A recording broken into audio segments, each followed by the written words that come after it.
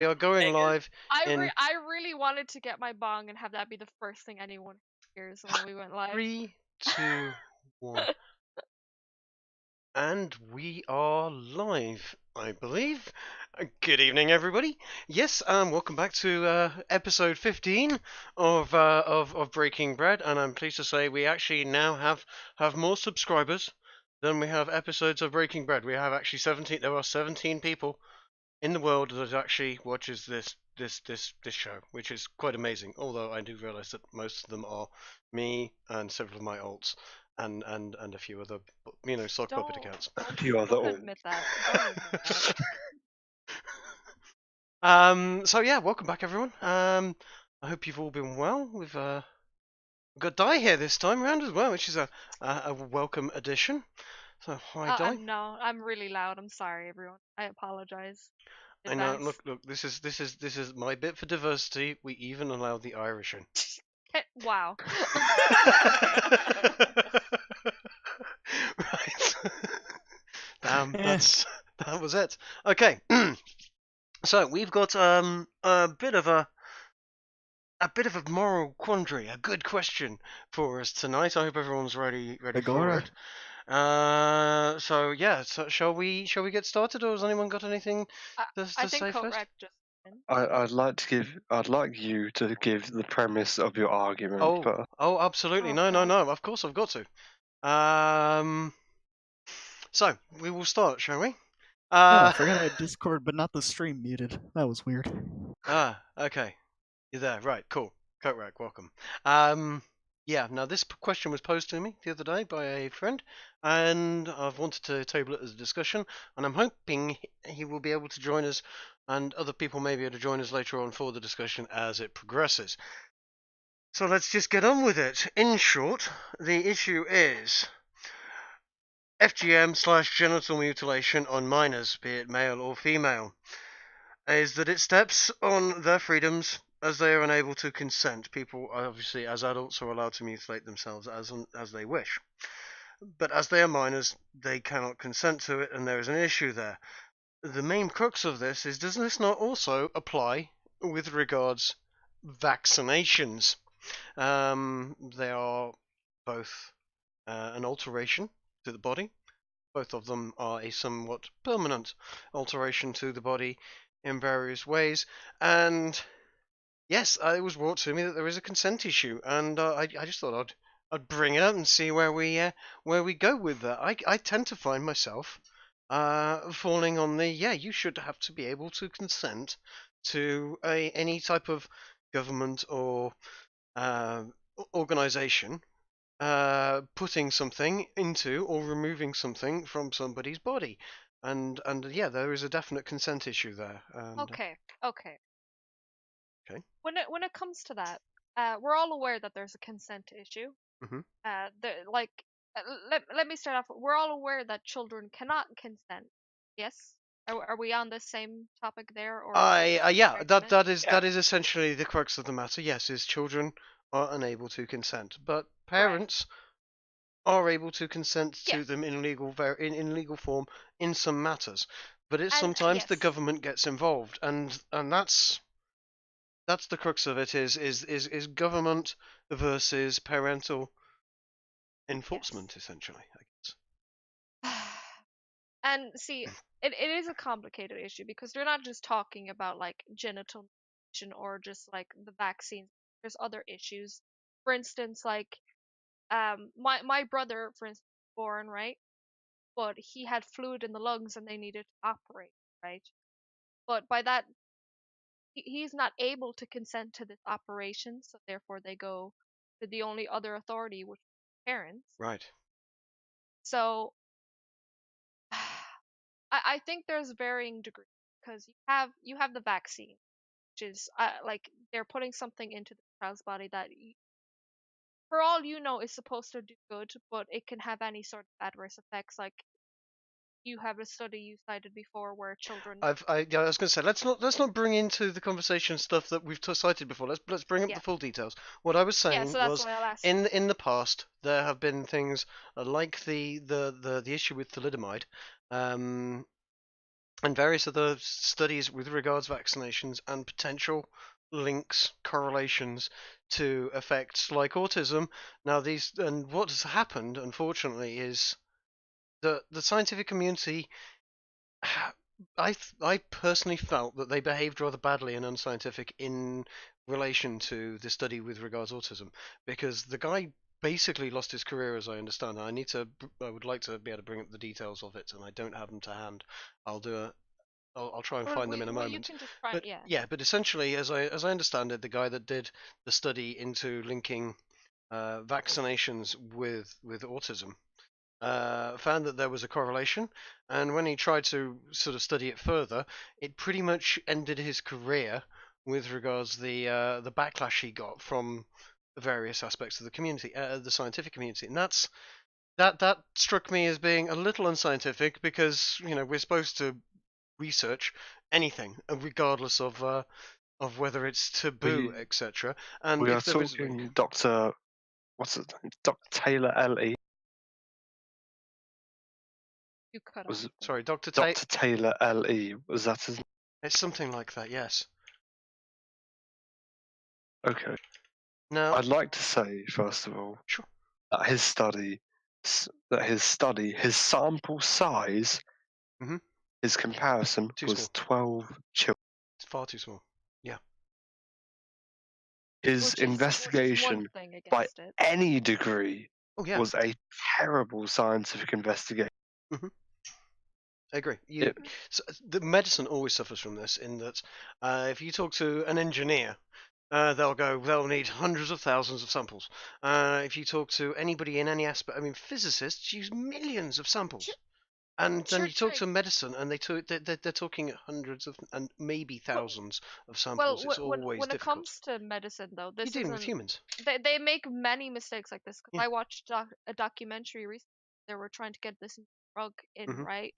And they had like maybe 10 or so people that like some would get the drug first, and then 5 minutes later other people get the drug, and everyone was given it too quickly.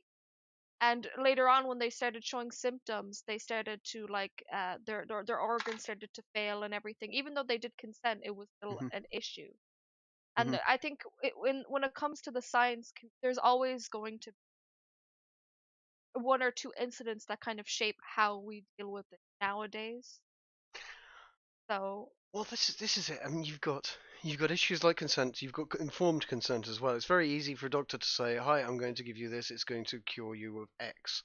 What he's not saying is it's going to have X, Y, and Z side effects. Now they're supposed to say that, and with drugs and medicines now you get, what the side effects that are known to happen.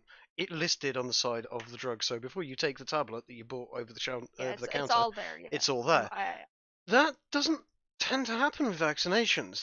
What happens is you get called in and go, oh, there's a flu vaccination, or we want to give your child a measles, mumps, rubella. Just come in here, and they go, stab, off you go. Are you allergic to eggs? No, yes or no, and bang, that's it. There and any study that's happened, like this Dr. Taylor's, like I said, he barely got off the ground. 12 people is not a study, but it's the but he beginnings. released it as a study. Yes, it's the beginnings. It's a premise. It's an opening sort of gambit, and yeah, he's in. What's frustrated me is he released it as an opening gambit, but it's still being I cited know. as to say that vaccines is causal. That's because nobody's taken it any further. It's because there's been nothing further on the subject because no one will touch it with a barge pole because it's a career killer, and that's for me a bit of a problem because it leaves a question open and it leaves a Yeah. question as to whether or not you can knowingly consent. okay. Well, you Going don't back, know the facts. How can you? going back to vaccines, for instance. Yeah. I think there is a big difference between vaccines and like genital mutilation or surgery alike and that kind of thing. The reason I think that is because when it comes to vaccines, you're getting it for your child, but also for other people around you. It's something that will not affect just you, but It also is a like societal benefit. yeah. So when it comes to genital mutilation and the like, that is something that will personally just affect the person that gets it, right? Yes. Yeah, Which is why that I think it's a different issue because like they didn't consent first of all for that in their childhood if they get that done, right? No. No. And there's been plenty of times where like I read this case file where this guy took his parents to court because he became impotent because of the forced circumcision he Because of had when forced he was a circumcision. child. Yes, I'm glad we're not Yeah. just sticking on female genital mutilation. As far as I'm Yeah. concerned, genital mutilation of any Oh no, minor yeah. is yes, there are significantly more negative The consequences for traditional the women, Catholic. but genital mutilation of any there's child is without their consent and has negative for consequences. cosmetic reasons or just for reasons of religion. I don't think that should ever be done unless there's a medical reason. Look, I the think Catholic covenant incision is brutal for a young baby boy. It is It's which so yeah, but again that that is was banned. something personal. That is something personal. That is like very personal to the child, the person going or older. That will affect them for their entire life. When it comes to vaccines, when it comes to side effects, they are very rare, and of course they do happen. Hmm. I mean, But it was very common when thalidomide was brought out. Thalidomide did huge yes, amounts of damage, and you only need to see Jeremy Beadle.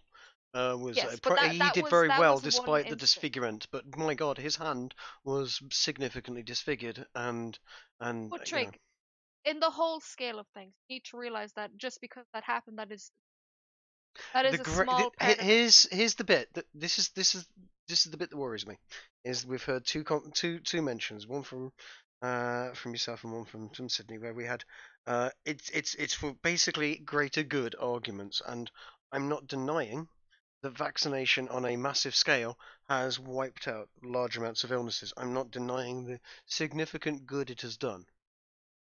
That is that yes, without a doubt, but it should be done with the consent of the person and or the person's guardians, the child's parents, essentially. Hmm. Yeah, in an informed manner. It should not be enforced, and it's completely contrary to the concept of liberty to for a government to forcibly stick a foreign object into you. Yeah, But again, Trig, this is something that is done like not just with vaccines, I but know. again with surgeries and the like.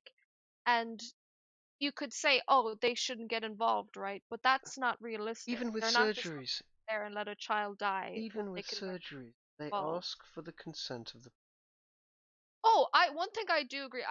If people just get if children are just getting vaccines without informed consent from the parents, I don't agree with that. I think the parents should be the ones to say yes or no. Yeah. I think they should have that right at least, just as Yes. they do with their own bodies. And Yes. when their child is getting surgery, they need to be the ones to write down and consent for the child. So if any like, I think that should be done for anything Mm-hmm. for anything. I don't agree that it just should be like, oh, the child's born, I'm just going to stick it with this thing without even telling the parents. That's not what I'm saying we should do. Good. It's going to be stuck with something that will prevent it from getting a life-threatening disease at a young age. Yes. Yeah, but I still Yeah. think the parents need to decide if they want that or not for their child. I think they have that right at least. Is it not But the but society's I also will say this though.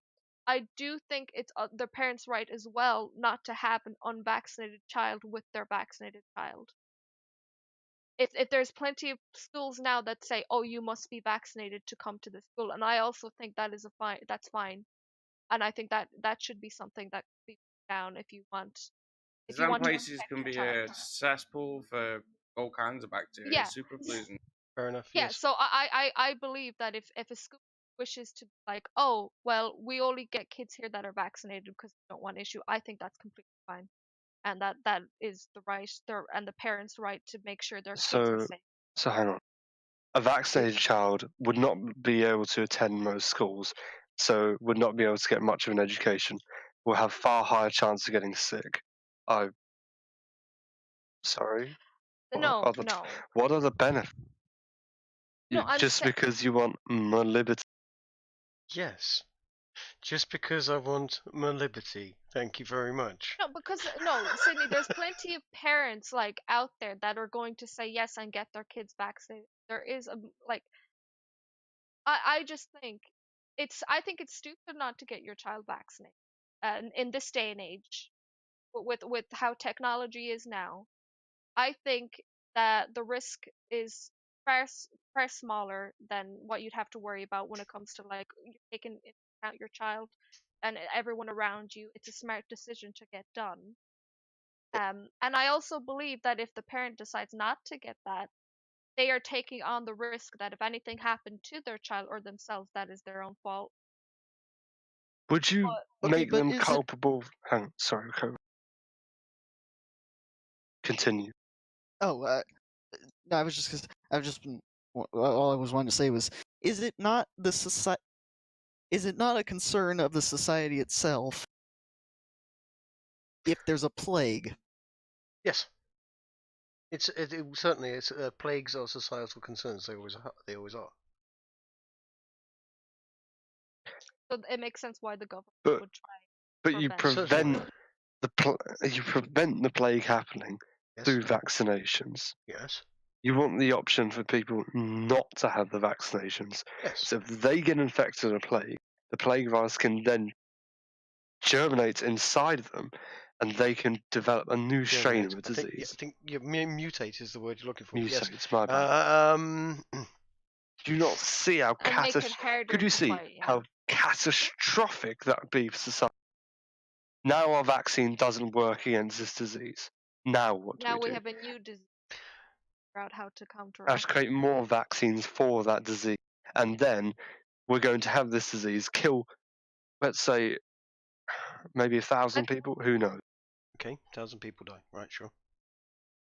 Because they haven't Well, vaccinated. that's a minor. That's a I was gonna say, minor that's- outbreak Yeah, of that's disease. no, nothing. I was That's gonna say nothing. I was half going to say the population. swine flu during the First World War killed more people than the First World War. I'm aware of this thing, and this is why we flu vaccinate, and this is why we do all sorts of vaccinations, because some of them, like polio, are massively disfiguring. It's frustrating because essentially you're saying you want a higher chance of the population to have a catastrophic disease I'm because saying we you give people don't the option. want Well, it's not just a chance, though. It's an inevitability. But is. Trink, I think Plague we're or at a stage now. We're at a stage now where we have the option to be like, oh, give them the option because we're not in danger. We're not going through a massive plague issue. But I think where a plague issue were to arise, that mentality would quickly shift because at that point, it's not really a matter of Everybody want to get morality. inoculated. Yeah, it's not a matter of morality at that point. It's like Survival. either we get this or it's going to spread and kill us all. And the people that don't do that then will be obviously ostracized. And then you get your mandatory vaccination.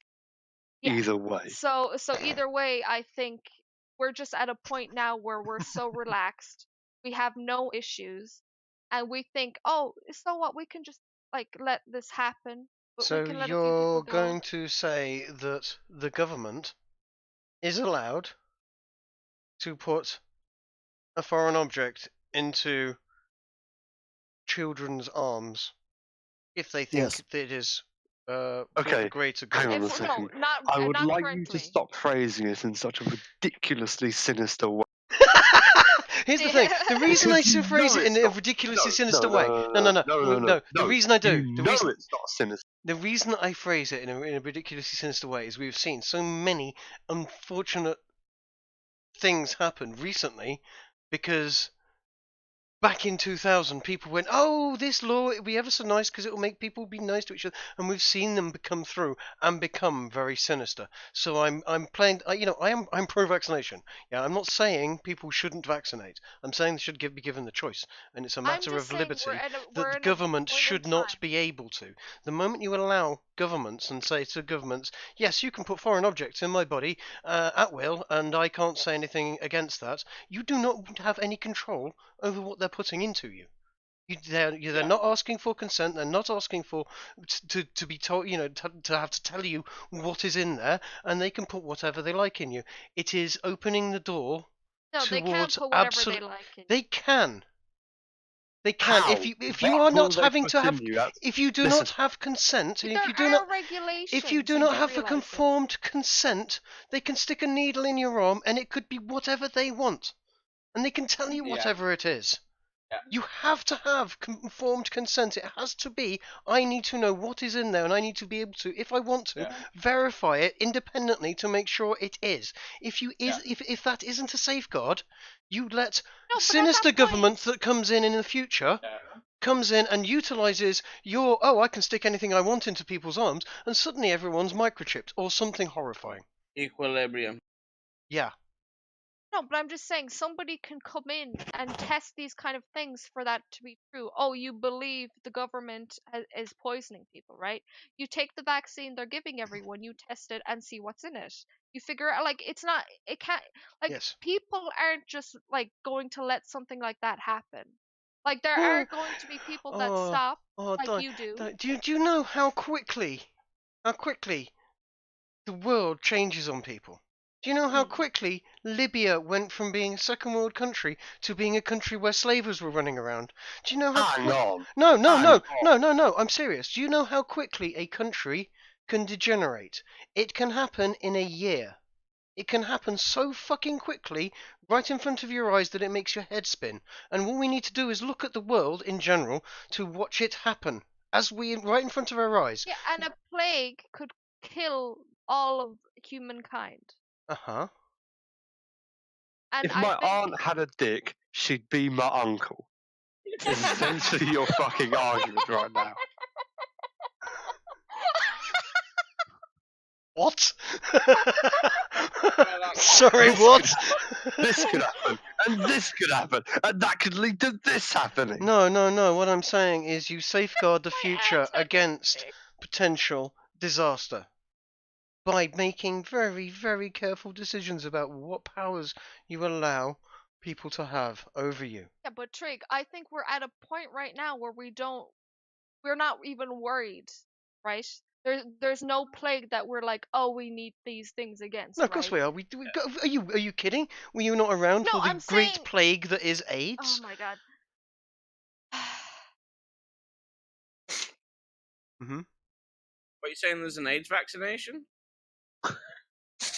No, but if there Is was, I would welcome it and hope people would take it, but I wouldn't enforce them to.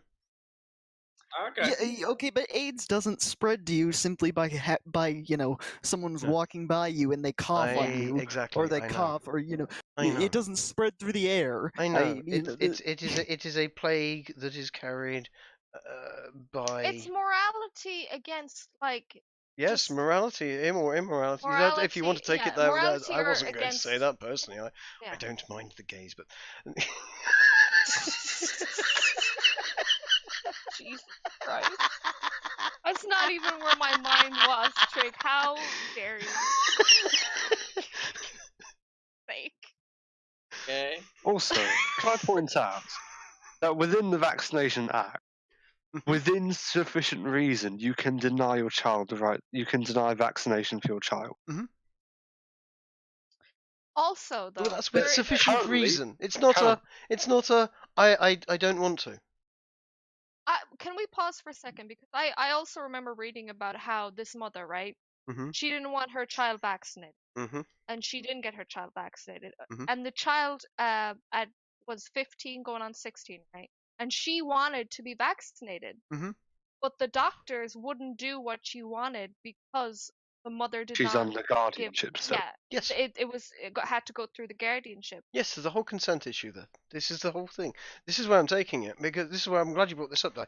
Because consent, if it is a consent issue, you then got parental consent taking precedence right the way up until you're about 16, maybe even 18 in some countries, depending on their laws. Which I think.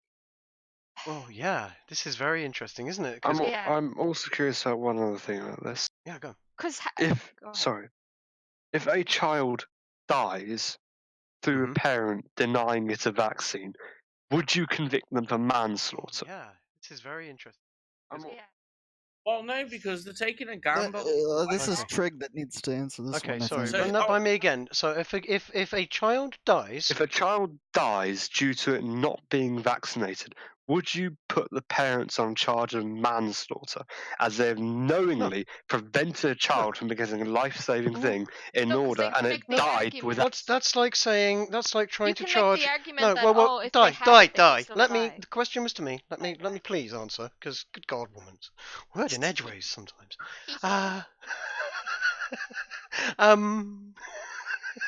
You've Sorry, lost your train of thought, I haven't apologize. you? No, that would be akin to charging a parent with manslaughter during a school shooting for not giving the child a bulletproof vest. How would it be? Because it's the same thing. It's not providing a preventative measure that would have saved their life. Yes. You can make the Yeah, argument though that they'd still die regardless of having the vaccine or the But vest. say they had the There's going to vaccine, say there's all sorts of and the there's kid all died sorts of anyway. variables. You can't be doing that. No, that's absolutely disgraceful. But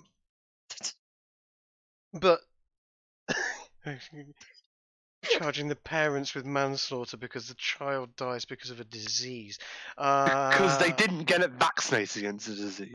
Yes. Well, yes. As I okay. said, it's like They saying refused a life-saving treatment for a child because my God, they that didn't parent didn't feel give that child a bulletproof vest, and it was knowingly going to school. And schools clearly have shootings that happen in them. They must have bulletproof vests, otherwise they're not Do you protecting really their think that children's is life.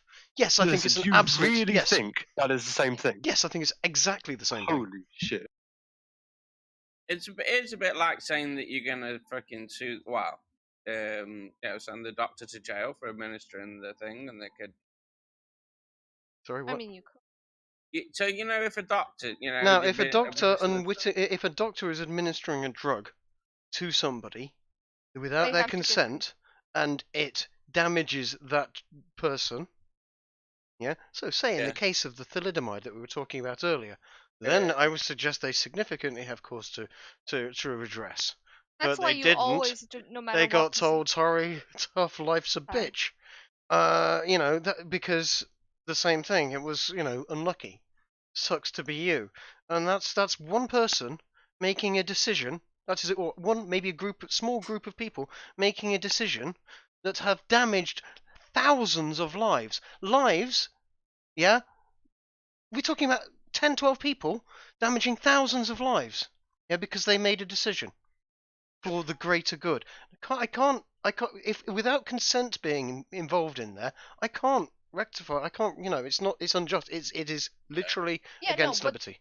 okay, but that's why when it comes to any sort of procedure, no matter what, the person needs to always sign their consent. That's For my it. point. That's why when you have a next of kin as well, for Mhm. like if you're in a coma, the next of kin decides what to do with It has like to be that. All consent. these It kind of can't things, be enforced. and But that's why I we're seeing the do government think. recently changed that, because we saw that, what was it, that kid last year? Was it last year? The year before?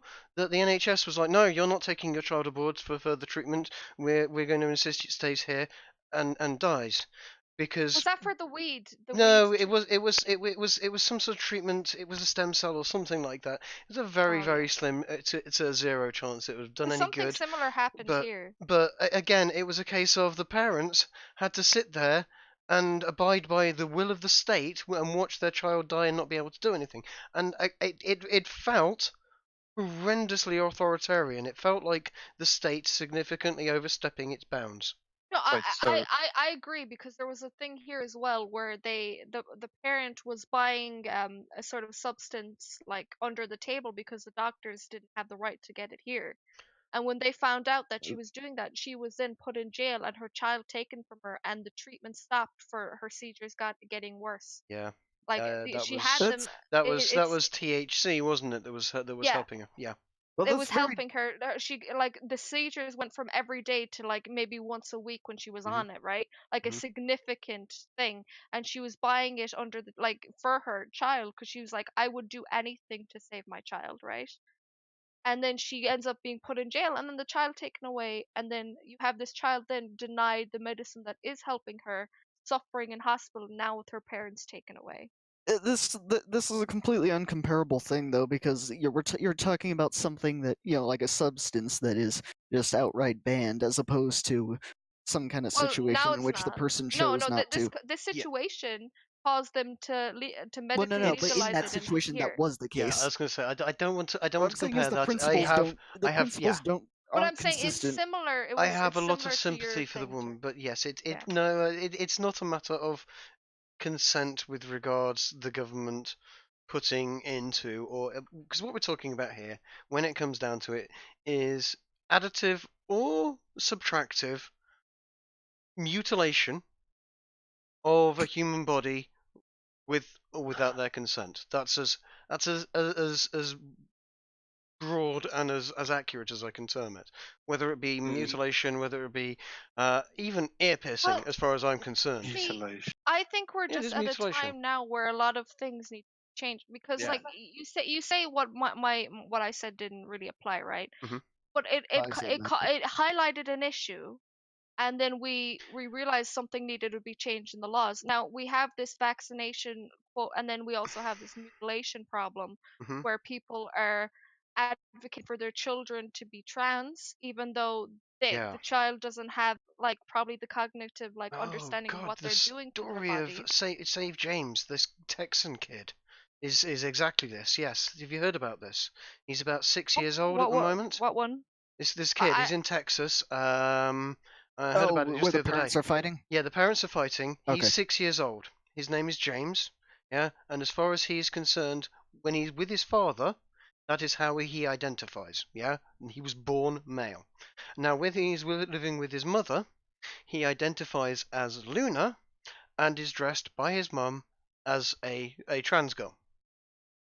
Whenever he is interviewed with his mum, he identifies as Luna. When he's interviewed with his dad, he identifies as James. The courts have recently declared that his dad is no longer able to dress him as a boy and must refer to him as Luna.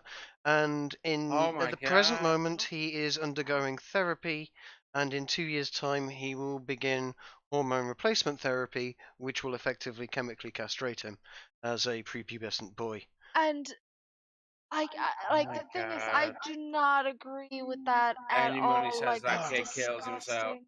It is, that it is, kid but is gonna kill again, himself. it is chemical That mutilation poor of a father. child, and we've got mixed consent here, and the government is coming down on the side of one of the parents. This is actually But exactly where I wanted this to go, Well, they because always take the side this of the is mum. Trig, but no, yeah, Trig, can I pause you there for a second yeah. because that's always an issue. Because, for instance, the parents. Oh no, I was gonna say when it comes to like decisions of like death, like a family member's dying, right? Mm-hmm. And somebody wants to pull the plug, and then another family member doesn't. Mm-hmm. Like that's always been an issue. But I suppose it always would come down to the next of kin option, wouldn't it? Yeah, absolutely. Unless it's pulling the plug on a child, and the parents are also arguing I who hate to can pull point the out plug. that when it comes to pulling the plug on a relative, money comes into it far too often. Oh yeah. Who's gonna That's get an the most? ugly business, and I don't really want Yeah. to go into Okay, that so at then the take moment. it as your child. Like, But okay, the parents are there, their child is dying, right. and they have the option of leaving him on life support or pulling the plug, and one of them wants to pull the plug, and the other wants to keep him alive. Right. You have that same issue of consent. What do you do at that point? What is done already? Oh, there is a myriad questions there. And the first one is got to be: is there a continued suffering for the child? He's in a coma, He's in a so coma, he's so not no. really suffering. So no. Is there a chance, even 0.000, even with even a sixth of a sigma a percentile chance of this kid pulling through? And by that is With 0.0000001%. without the life support, With there's no, with life support over a given period of time, if there is the tiniest point where that kid might pull through, then you have to side with the side of life. Choose life well, every time. I I think when in those situations, the same thing would happen where they'd probably have to go to court to get Yes, option. and the person wanting to pull the plug, I would expect that person to be called a murderer a lot, and I wouldn't No, disagree. you'd be no. there'd be a lot of underlying Okay. reasons. Yes, I know that, but I know if you can save the child, if the child can be maintained and is not suffering and stands a chance, I'm always going to fall on the line of save the child. Right, guys, is here. Awesome. Let's drag Az in. Sorry, I was so into the conversation. I'm so sorry. Okay. Bear with us a second. We've got yeah. This is gonna change. yeah. This is going to get great now. Okay. Sydney, you want to get Ez, anything in? Ez, welcome. How's it going, dude? Yes. Hello, Ez. Are you with us? Greetings. His microphone's muted at the moment. He'll come through. Oh in yeah, a moment. Sydney will be right back as well. Oh. Are you there? Oh, hello, Ez. I'm assuming you wanted to Yes, join. You were yeah, sat you in the said green my room. microphone was muted, and then I realised I've been talking to no one. Story of my life. Bless you. Let me just keep talking. I've got you a little low. Your volumes. Talking and nobody listens. Okay. As I was watching the ravens dance. That'll do you. Oh. Right. There we I go. don't We've got your know. level sorted out. You're alright. You were coming through very, very quiet, and I'm. Okay. How are you, dude? Have you been watching the stream? Are you No, caught up? I got home not long ago. I had food. You Right. know. Okay. Well, Don't blame me. All the good stuff. we're kind of in the middle of it at the moment, and we are currently discussing your topic that you've raised with us, and I have a topic. yes, the old should vaccinations versus FGM consent, etc. question you raised. I'm sure that's been phrased much better. It has been phrased much better, but I have a lot of ideas and concepts flying around in my head, and they all sort of fell out in a jumble there. Uh-huh. Well, not to break the flow of things. Uh-huh. If you want to go ahead, or if everyone wants to just give me their summary of where they stand. Sydney thinks I'm some sort of horrible anti-vaxxer and on a par with Alex Jones. Okay. I'm personally saying that the vaccinations are turning the frogs gay, unless you consent to it. When consent is an issue that actually does need to be addressed in today's day and age, because oh yes, why so more today than yesterday? No, because listen, we have multiple issues here. We have the trans issue coming up more, and we have this Sorry vaccination to interrupt, issue. I got a question. God. What does trans got to do with either vaccinations or FGM? Oh Jesus.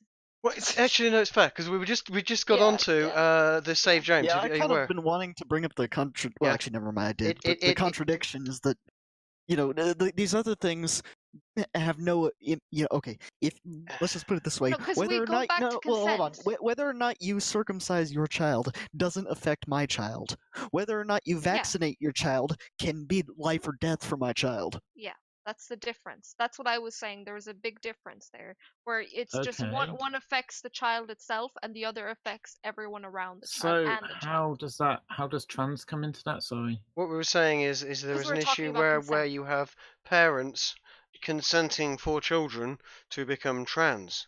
It is not far off the female genital or male genital mutilation issue, where you end up with parents advocating for life-changing alterations See, that's to be actually done a very dangerous line of thought, though, because the only logical extension of that is that we say parents do not get to be parents for dint of having biological kids. They have to earn it some way, which is one step removed from the state raises all kids. Oh God, the idea of child licenses is something I can talk about, but maybe not today.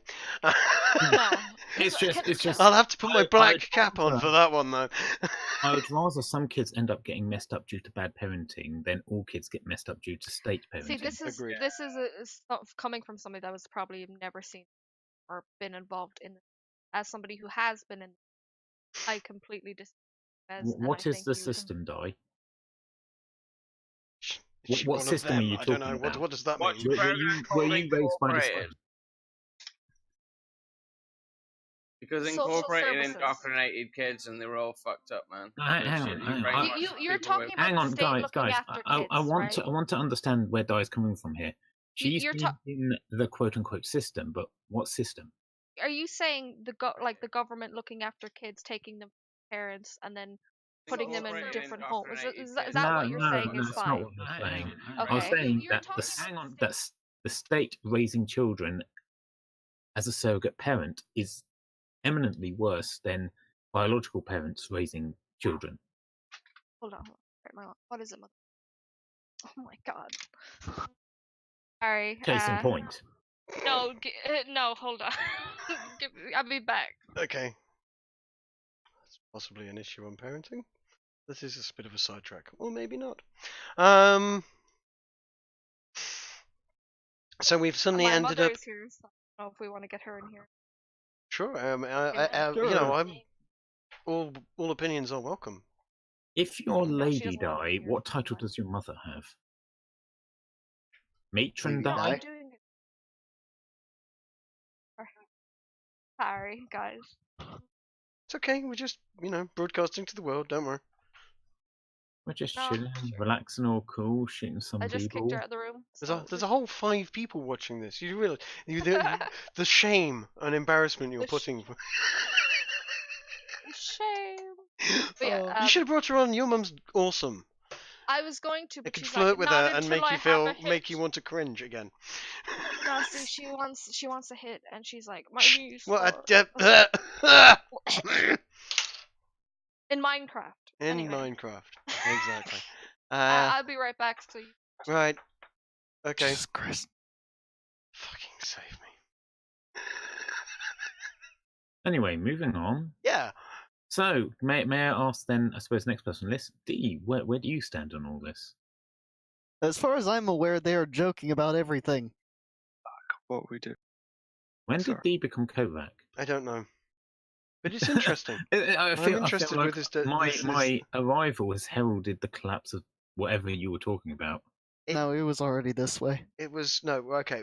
To recap, essentially, where we were going with it is we were getting to the broader state of as you said, mutilation or alteration, be it additive or subtractive, to a human being has to be done via consent. But then it does bring up the question with regards, who can consent to it and who is able to stop and stand in the way of that consent. So yeah, it goes towards the trans issue with the case of the Save James campaign. I'm not familiar with that. It's a Texan boy. He's 6 years old. When he's with his father, he identifies as James, which is the gender he is a natural male. But when he's with his mum, he identifies as Luna, and his mum dresses him in female clothes. His mum dresses him, or he dresses himself? He was. I don't know. I can't. When you're 6 years old, that's just plain dress up. Yeah. When he's with his father is forced to give him the option. Like, he doesn't dress his son. He leaves out a set of male clothes and a set of female clothes, and the kid always chooses the male clothes. What I'm saying. But let me finish. Let me finish the premise before you jump in, because we'll end up discussing the finer points of it for half an hour otherwise. The full details, right? So when he's with his father, dresses as a boy. When he's with his mum, he dresses as a girl. When interviewed by a psychologist, he identifies as James with his dad and as Luna when he's with his mum. He has been taken to a gender therapist who has prescribed him as a gender dysphoria, although he doesn't fit all of the criterion for it. And within the next 2 years, even he will be undergoing hormone replacement therapy, which will chemically sterilize him in a very permanent way, because he's pre-adolescent. He hasn't gone through puberty, and putting him on hormone blockers at this point will stop that from happening with him. So it is very much a case of chemical alteration, just as a vaccination would be a chemical alteration of a human being. There is a fuzzy consent issue, because we're not sure who's consenting and whether or not they're just trying to appease their parents on that front as a kid, and whether or not the state should get involved in and force the issue. It's very similar to a genital mutilation case in many respects. It's very similar to a vaccination case in many respects, and that's pretty much how we got into this state. Okay. Well, my initial take is he's 6. He doesn't know what gender is. No one knows what genders when they're 6. They are just who they are. They are self-aware. They know they exist.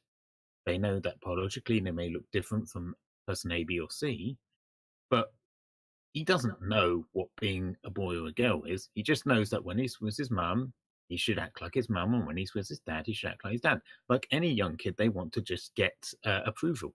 I know, that's it. At the present moment, it seems to me that the child, bless his heart, is playing approval with his dad and approval with his mum, and there is no way of telling for certain. My entire opinion on this particular thing is to wait until this kid has gone through puberty, give him some years, give him some time at school, give him some experience in the world, and let him work out. Let him see a pretty girl, and work out whether he's attracted to her. Because I'll tell you what, the moment you hit puberty, you know, somewhere between 11 and 13, and your hormones go all the way over the place, then is when you know whether or not you want to be a boy or a girl or not. Because that's my son is when you will be a man. Yeah, because that's when you suddenly go, oh, hello. Bits of me are pointing out in directions I weren't usually when I look at that person over there and they have these particular curves. That's how you find out these things. You can't work that out at 6 just because your mum wants to play dress up with you and really wanted a little girl instead, maybe. I don't know. Yeah, that's pretty fucked up. He's gonna grow up to hate the mother. Well, you don't know that. He may grow up to thank his mother. Maybe. You can't. Never know. Can't actually say that. Sydney, I mean, until I'll put a bet on it. You've got a bit of a you've got a bit of a thing for the old trap, Sydney. So what's your opinion on this? Should they start them young, or should they wait a bit? Sorry. Yeah, demonetize this channel. Go on. I've got 17 subscribers. See if I am afraid of demonetization. Of transsexual pornography. I am a clear expert on this. Trig, you just lost a subscriber. You've only got 16. Oh, great. Wow. Excellent. Wow. Good job, Trig. Yep, I just refreshed the page. It's down to 16. Good. I don't care. If that's triggering for them, then that's great. This is the wrong fucking place for you. Exactly. Yeah. I know. Seriously, this is. I am absolutely serious. I let people speak their minds. Here. I have some very different opinions. I like to make jokes. If I say something that's outrageous and it's not for you, please, you know, it's probably not the right channel for you. Maybe not. Especially with but what it is trying to address conversations and topics that are a little tricky everyone sometimes. here has a very unique perspective, I'd say. Sure. You know, I don't. Sorry, let me add my perspective. As you were describing the whole situation, it reminded me of King Solomon. You know, where he had to make that decision, and he just cut the baby in half. No, he didn't. Oh yeah. No, he didn't cut the baby in half. He said not how circumcision works. Jesus. Okay. He didn't actually cut the baby in half. But yes, I know too. Literally That's not how the story goes. Yes, but it was. You do a 50-50 split, don't you? So one half's a girl. No, you're missing the point of the whole thing. That fable is that two mothers are fighting over a child, and he says, "Okay, let's cut the child in half." One of them says yes. One of them says no, let her keep it. And the moment that he says the one that says no, let her keep it, he realizes that's the true mother. Gives the baby to the real mother. Because Solomon was wise and not a murderer of children. Yeah, so basically we should. Maybe he just needed glasses and he messed up the circumcision. No, Trig, so what you're saying is the child should have gone to the father. If it were to That's not what Trig's saying. You're actually. I was going to say, thanks for the Kathy Newman bit there. Trig didn't actually make a. So who would be the mother in this situation then? What? In this. Are you asking for a Solomon-like judgment on the Save James situation? As far as the Solomon thing goes, I think I'm pretty sure the father wasn't in question. Okay, if you want a Solomon-esque judgment with regards the James issue, Christ Almighty, that's a fucking thing to ask for. Yeah, me and Dee are on the same wavelength, man.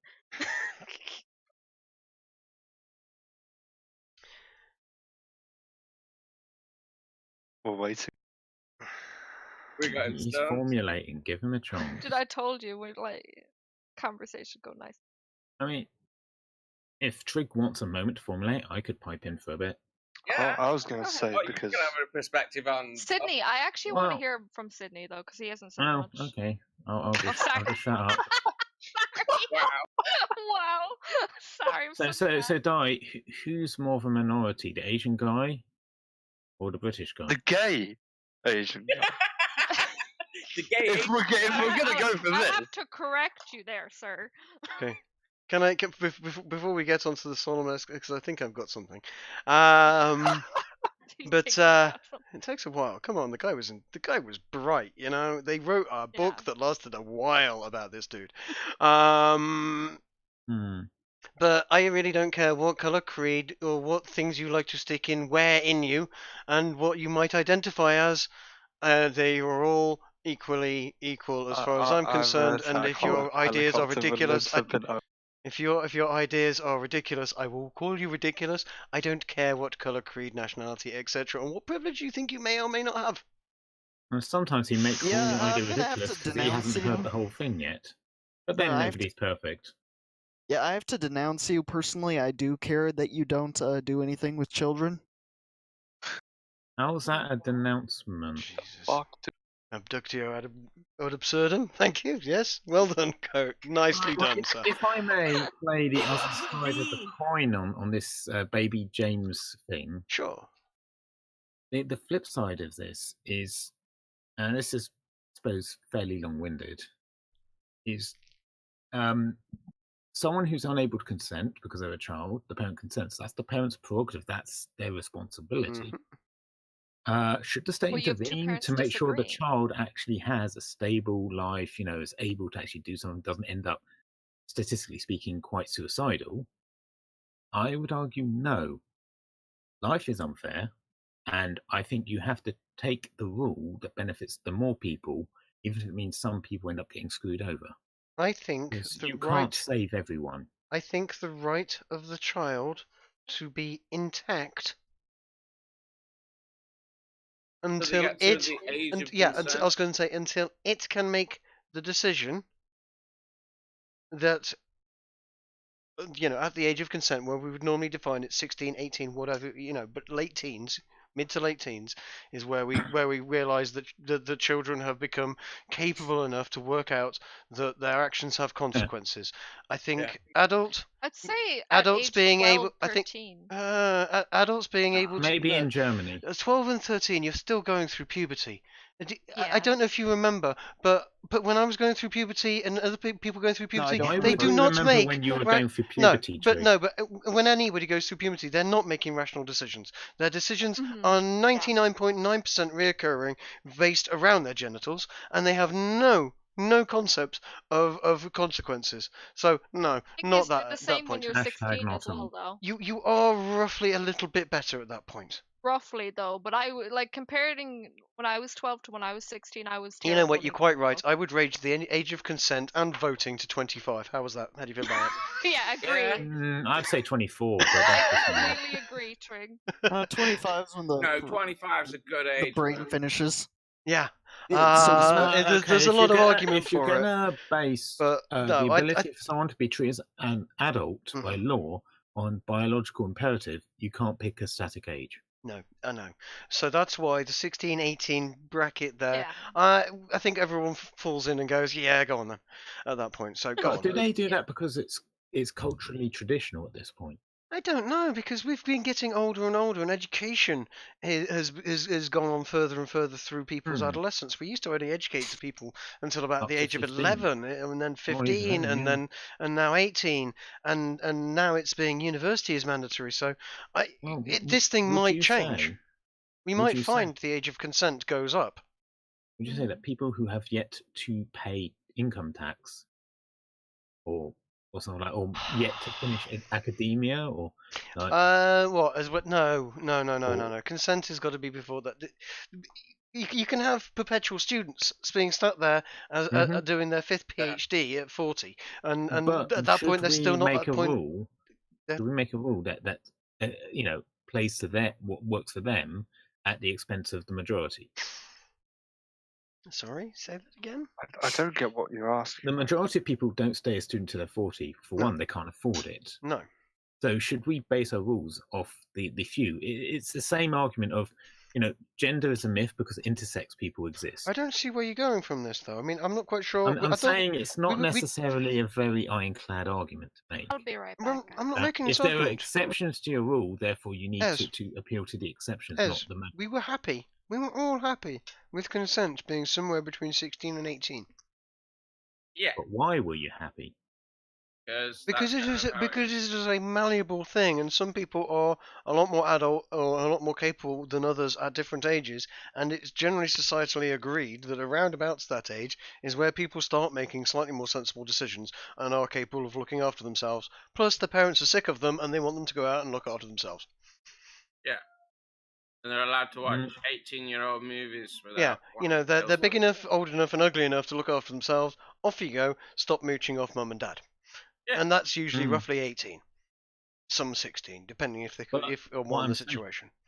Is that a biologically determined thing, or is that it's roughly societally? I was going to say it's roughly societal, and these things will change. I'm not trying to set anything in concrete. In some places it's 21, isn't it? Well, for me it was 16. I'm just putting that out there. Yeah, I mean it's all sorts, but like I said, we'd got to a point where we were quite happy with it, and we were going to move from there. But now we're talking about this now. I'm not actually massively happy about it because it's a boring bit of the conversation. Well, I earlier brought up the corollary to the James situation, which is, does the state have a right to step into this? Right. There we go. So back down from the 40-year-old enforced virgin at university. Great, because that was weird, dude. Too close to home, Trig? A little.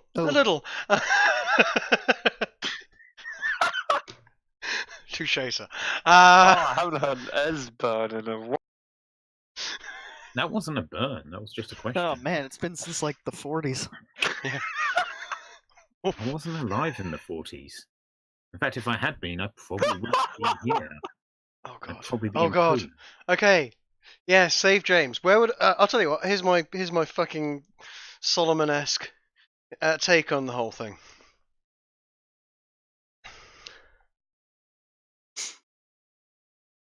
Neither parent gets the kid.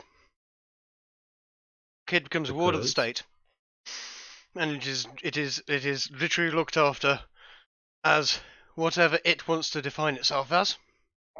That is awful. Okay, there's a terrible precedent you just said. No, shut up, you haven't let me finish. You can't start. Well, it sounded like you were done, so go on. Fucking hell, Christ, you guys. Yeah, okay, and then you wait and you watch who's the reaction of the parent. Solomon was always about the reaction of the people to what he said. Your reactions actually were exactly what you'd be looking for from the parents. Yeah? The father wouldn't take that and go, no. Christ, no, because you're going to whatever. The mum may. The mum doesn't have... The mum isn't kind of really... doesn't. The mum seems to be wanting to... Mutilate her own child? No. You right. The kid's one of twins. I've got a sneaking suspicion, and this is purely speculation. Every mum wants a little boy and a little girl, and she got two boys. Right, lads, I'm going to pop off because I need to get some sleep. So have a good rest of the stream. Yes, Sydney. Take care. Take it easy. Yeah, she wanted a boy and a girl. I disagree. She wanted a boy and a girl. Yeah, she got two boys. One of them has shown whatever reason, because it's only one of the children. It's not the other one. It's only one of them that's getting this treatment, and he's shown equality. Maybe he's gay. Maybe whatever. Maybe he played dress up once and she liked it and played along with it. It's at that point it's almost Munchausen by proxy, to be perfectly honest. In some ways, it's maybe body dysphoria by proxy. I don't know what exactly. Mm-hmm. But illnesses by proxy being projected onto children is very common. I got a story to tell on that. Sure. When I was about 6 or 7, my fucking auntie. Careful about what you say. Careful about what you say. Please. There's a reason why none of us share personal details on the internet. Okay. Because I don't know if you've realised that the internet is full of weirdos. Yeah, and they pick up on that, and suddenly you've got weird shit happening to you in real life. Because don't be mean to Korak. I'm not being mean to Korak. I'm being mean to if I had my camera on, I'm looking at you now, you lot. No, Yes, it's you, the people watching. Some of you are weird. Anyway, yeah. I'm not getting any comments in chat this time round. I'm not seeing anybody chatting. Usually we've got this is outrageous. This streamer I'm watching just called me creepy. Yeah, you are.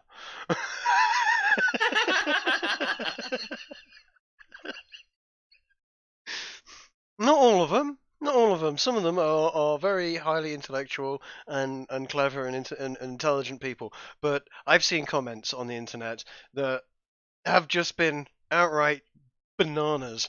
In fact, I've made a few. The world is weird, and I really, really would advise against you sharing personal details, and in anything other than a very meta and vague manner. And my auntie XYZ did this, that, and the other on this date is a really bad idea, because suddenly they know who you are, and that's just it. That nobody will know. It depends if they can find a calendar from 1985. Yeah, see, whenever the date was. I was proud about that date, to be honest. Oh, D, shut up. It's a fucking nightmare, isn't it? God, you keep making this worse. Oh, bless your you heart, just doxed your age. Yeah. Let's don't get the no. Hold on. Don't respond. Okay, this is where you drop the conversation.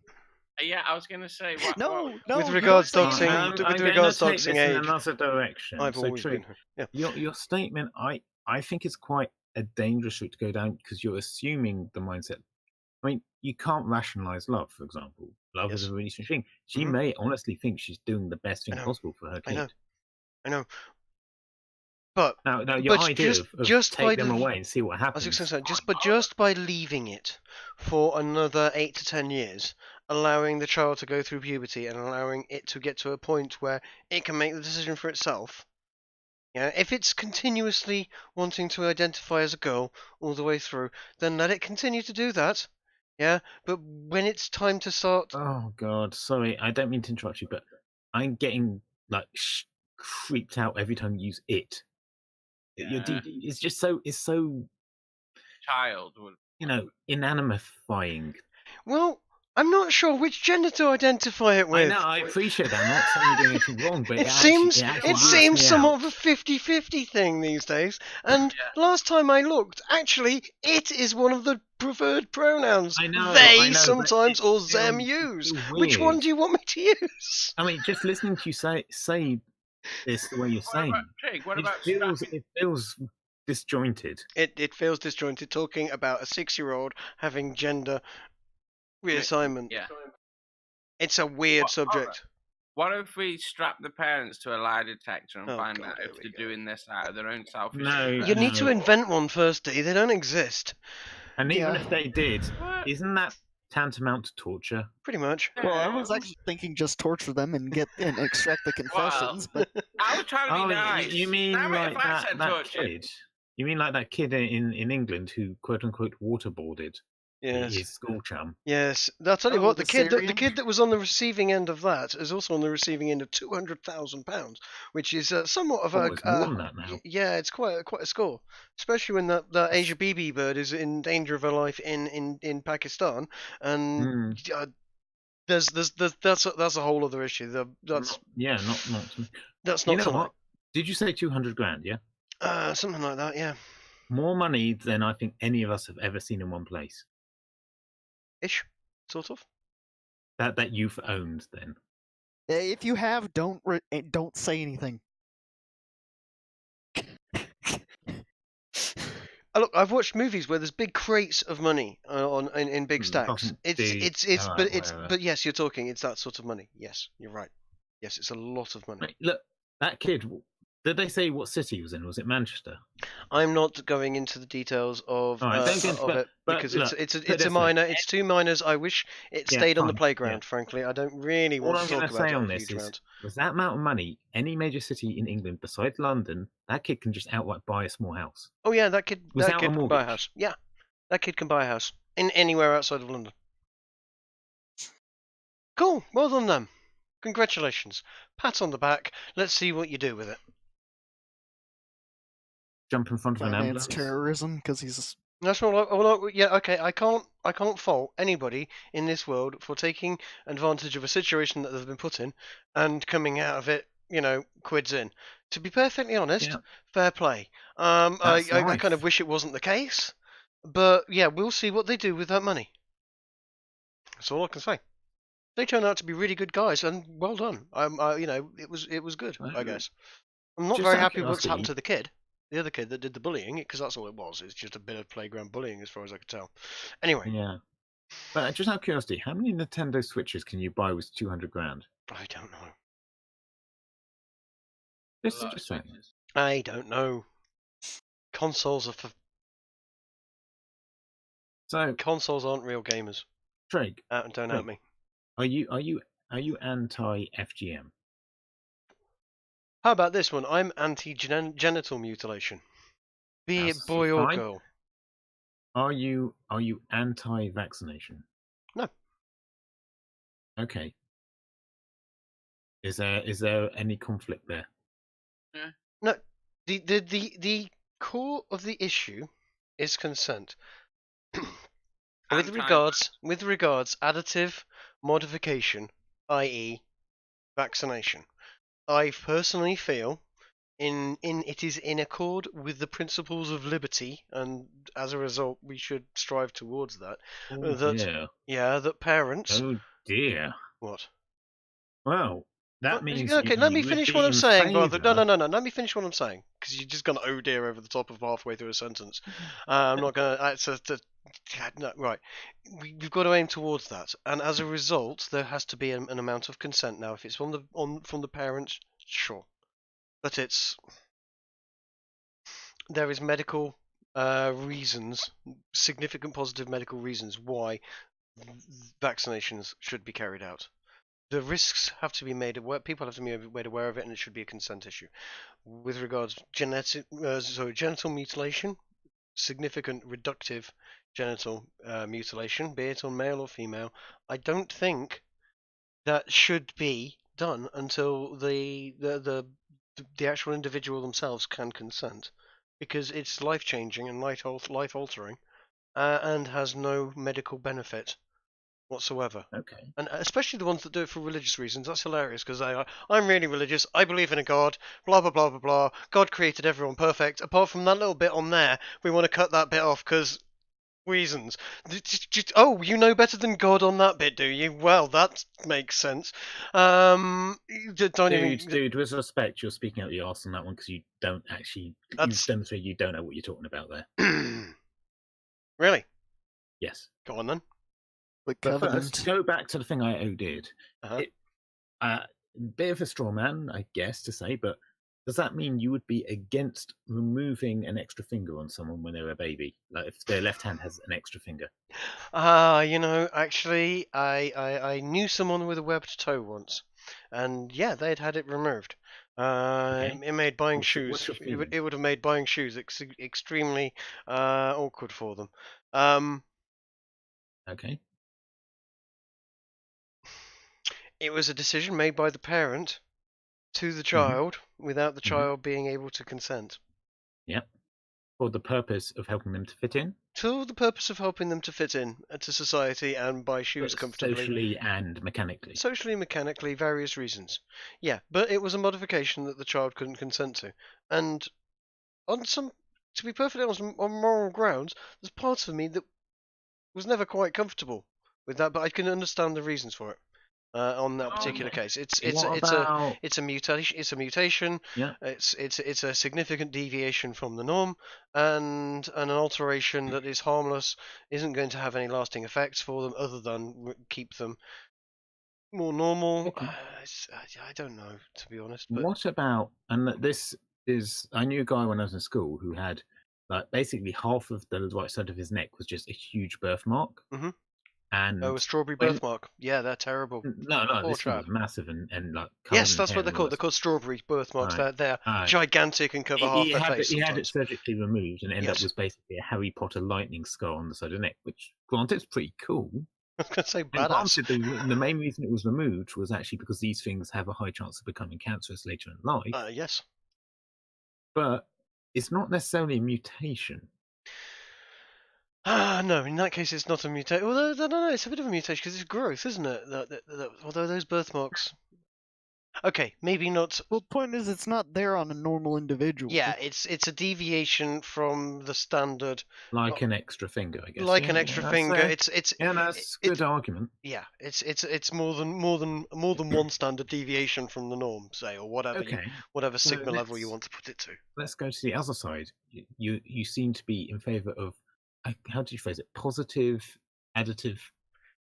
I'll let you say it, so I'm not misrepresenting you. Okay. Yeah. What I was saying was, with regards vaccinations, I was calling it additive modification, because that's we were already talking about reductive modification in the terms of. I had a nice long debate with I don't know what the right term is, like biologist of the brain, basically. Okay. A neuroscientist. No, not quite, because her like job title was biologist, but she focused on the neuro side of it. I don't really know. It's not an industry. Neurologist. Yeah, whatever. But details. Yeah. But anyway, so what I learned in that debate is that the brain is very plastic in terms of being able to read the body. Yes. And B, that we are at a point where surgically we could attach, say, a tail or an extra arm to someone and hook it up to the nervous system. Yes. Maybe not something we could do with high success rate, but we could do it. And if you did it to someone young enough, though, from one side, it doesn't really matter how old you actually are.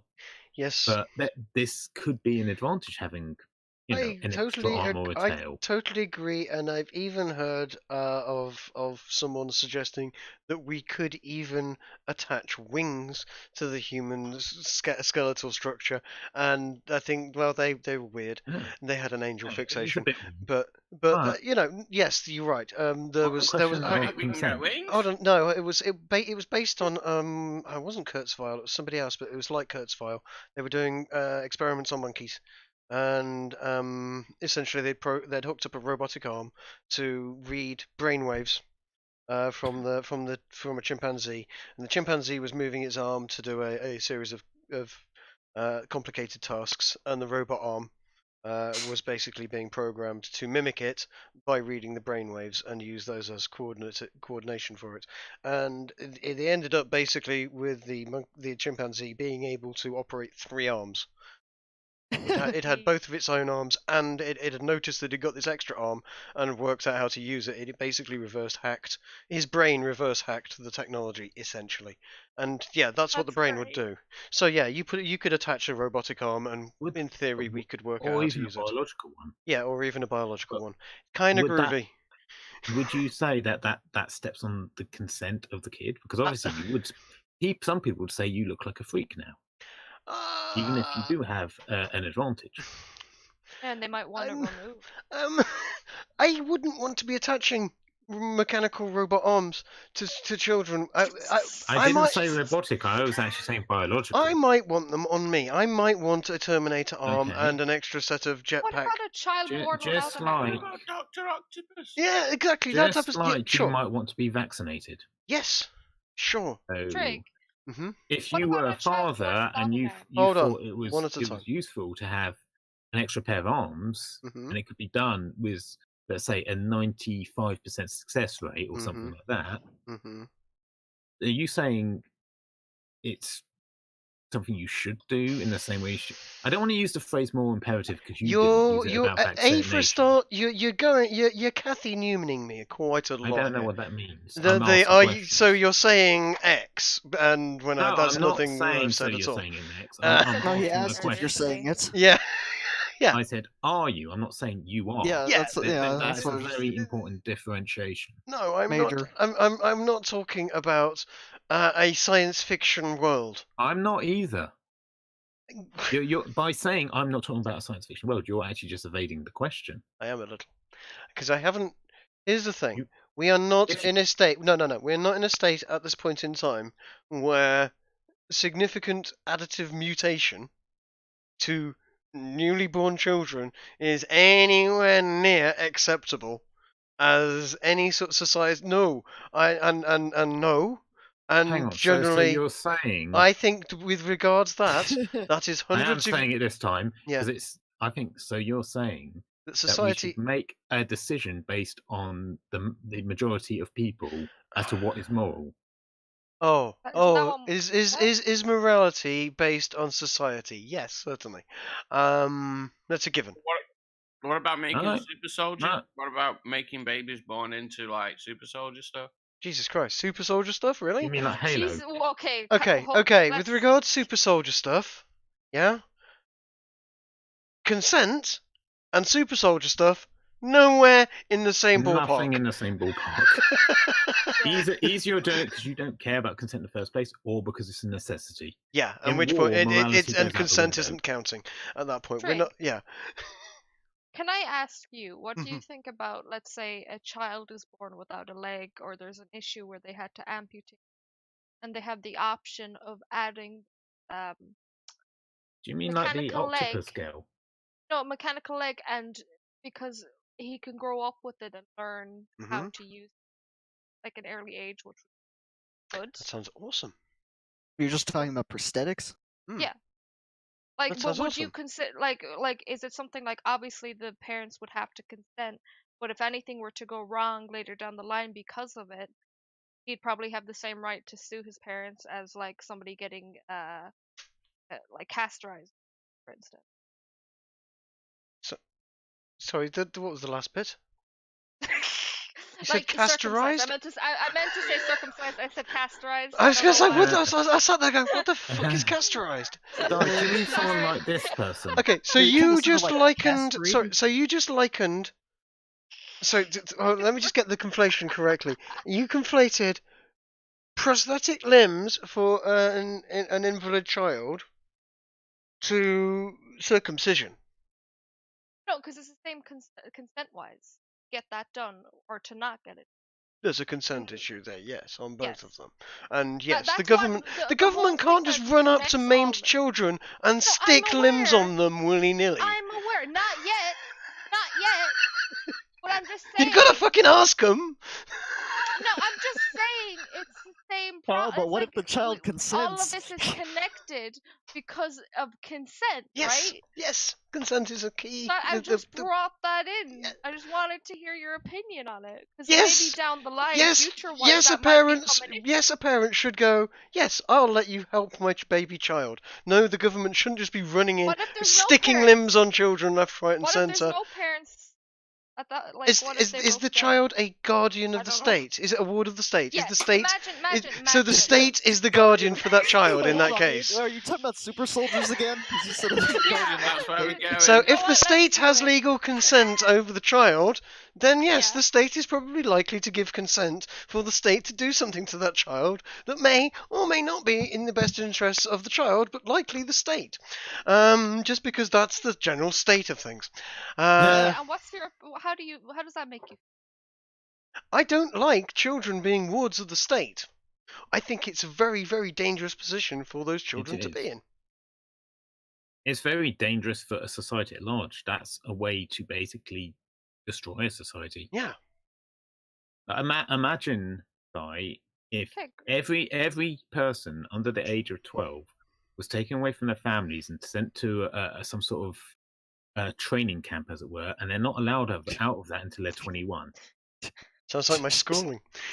Good talk, everyone. Good talk. Yeah, so we all know how that went, Trig. My schooling. Boom, Daka. Unless you're implying that we need more Trigs in the world. We need a lot more Trigs in the world. That sounds terrible. They'll do each other. Specifically, I've worked this out. If we have 7 of me, That is the perfect amount for world peace. Or like fucking destruction. No, any more than that, we could get there, sure. But no, that amount, just one basically per continent. I think we're good. Are you saying 7 trigs is metastable? For every 1 trig, though, there'd be multiplied 2 dies. If that were the add-on, what would you do? And 5 Ds. Yeah, what would you do? We're getting. I don't understand the hold on. Are we starting to get Fibonacci-esque or something? There's a Fibonacci sort of fucking sequence of people going up here. No, if you had the option to clone yourself, but an add-on would be like 6 Ds and 2 of me, would you do it? For every clone of me. Hold on. Are you saying that each of the clones would have 2 triple Ds? Oof. Fucking correct. Petronac is very attentive today. No, but say this was reality, right? Okay, so I've jumped into the cloning booth. World peace. Okay. And you said 7 of you are needed. Yes. So for every 1 of you, you get 2 dies and 6 Ds. So by the end, there's, my God, 7 of you. Also, by the way, it's dice, not dies. Yeah. That's true.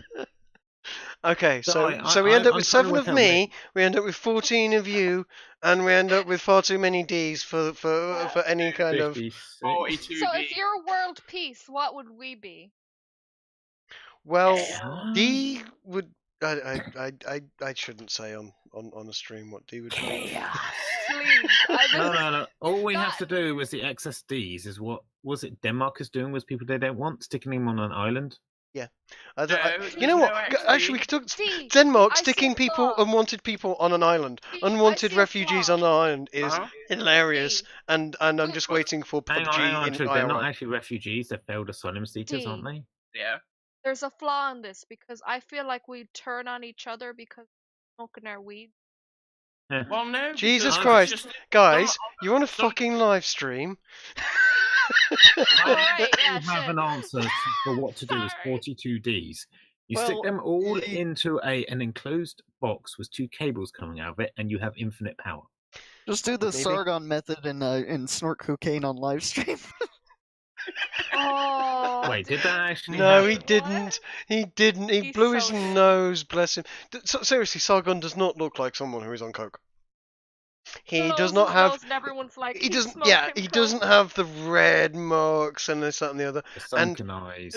Yeah, no, really. 2 nostrils. No. I've seen. When he parties, dude, you don't know. No. Anyway.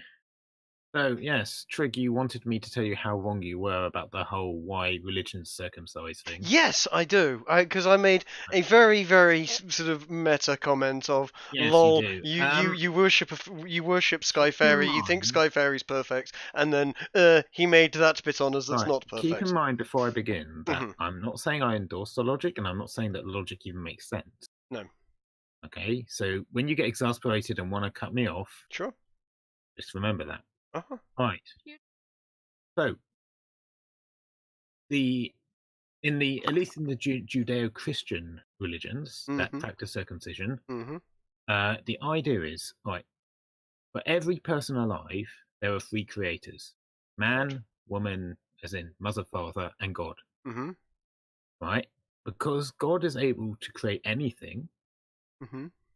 What is the role of humans in that?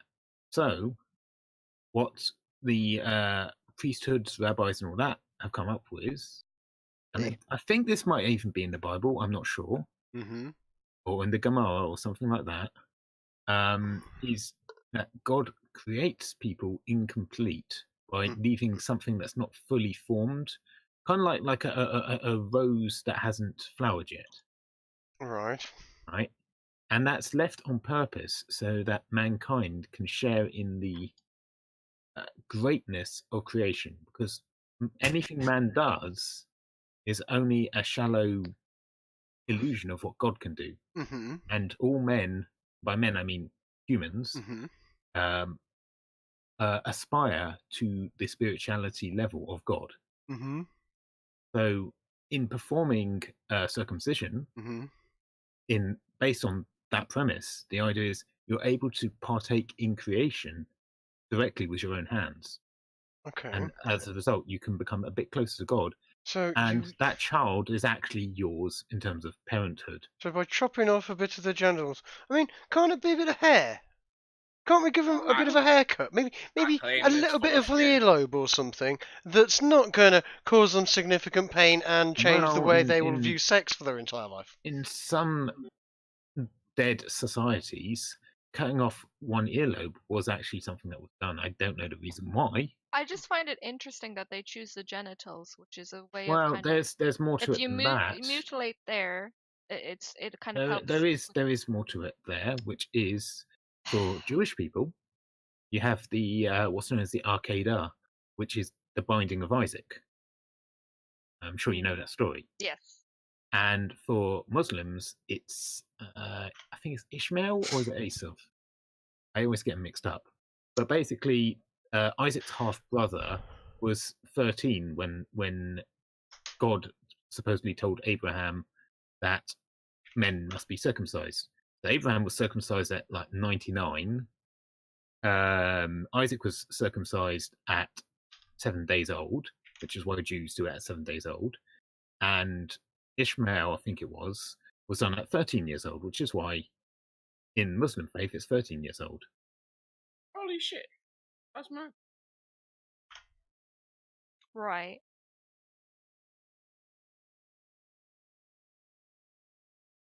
Story's over, guys. You can go home and play now. I don't see how that's any different from my summation. Well, your summation was, why do you think you know better than God? Roughly. Right? Whereas what's actually doing is you're doing as God commands.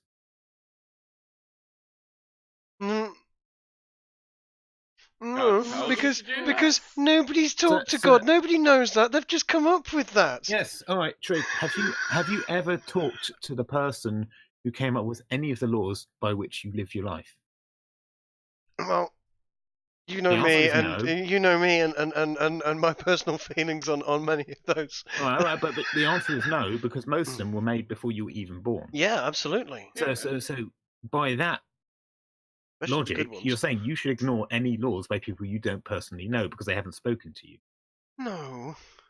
Can you not see how it's this flawed argument? No, because if someone doesn't directly speak to you, you can ignore what they say. They are real people. They have definitely existed. That is a flawed argument they as well. Have definitely existed. There is whole sort of series of there's evidence, there's provenance that these people were in existence. They have families, they have genealogy, they have documents with their fucking signature on them. Not some hairy old goat herder having a dream once. Still a flawed argument. Remember the original premise that this is the I suppose you call it the basal assumptions of religion. The first one is God exists, or gods if it's polytheistic. Yeah, I suppose when it comes so to you're saying it's stupid, but if you start from that as your logical starting point, it does make sense. I'm not saying that the initial basal assumption. All I'm saying is that in and of its own right is an extraordinary claim, and classically does require some sort of extraordinary circumstance on that front. Okay. Which part's the extraordinary claim? That God exists. You believe that your God told your ancestors to do something, or that God exists? Well, both, actually. Yeah. Is the second one an extraordinary? One still requires that he exists. Is the second statement that God told your ancestors to do something an extraordinary claim if you accept the claim that God exists? It's a stupid one because there's no fucking evidence whatsoever. No. Answer the question. No, because for all we know, answer the question. Yes. The exasperation. Friend was God, I'm difficult. I am exasperated. Die and Trigger. He's one at a time, and without exasperation. As I said, it's somewhat difficult because I'm somewhat exasperated. Yes. Okay. Yes. Accepting that somebody sometime went, I've spoken to God and he said this, and everyone going, oh, okay, well, we better just mutilate all our children's genitals from now on. I spoke to God now, Trig, do you think that's actually a fair way of phrasing it? It's a little bit reducting down. What was that phrase you like? Absurdo. Reductio ad absurdum. Yes, it's a little exactly what you're doing right heading now. that way. Yes. Okay. Let me stop this for a second. Well, because we have a friend in the green room who wants to bring it to join us. Yes. And yes, Stasi. I'm going to bring Stasi in, and here we go. So. Oh yeah, I got to. Welcome, Stasi. How are you doing, mate? I'm doing well. I was just listening to that little bit of argument between you and Ez. On me, I saw your comments. Right, that's not the point. The only thing I've heard so far is Ez begging the question and Trig having an emotional response. So this should be good. Okay, fair enough. Yes. Well, we've suddenly managed to get onto religion, so this is always. Well, it's not far off religion if you're talking about. Dude, we should get Spyro in here. Yeah, sorry, I'm not entirely caught up with how the original conversation went.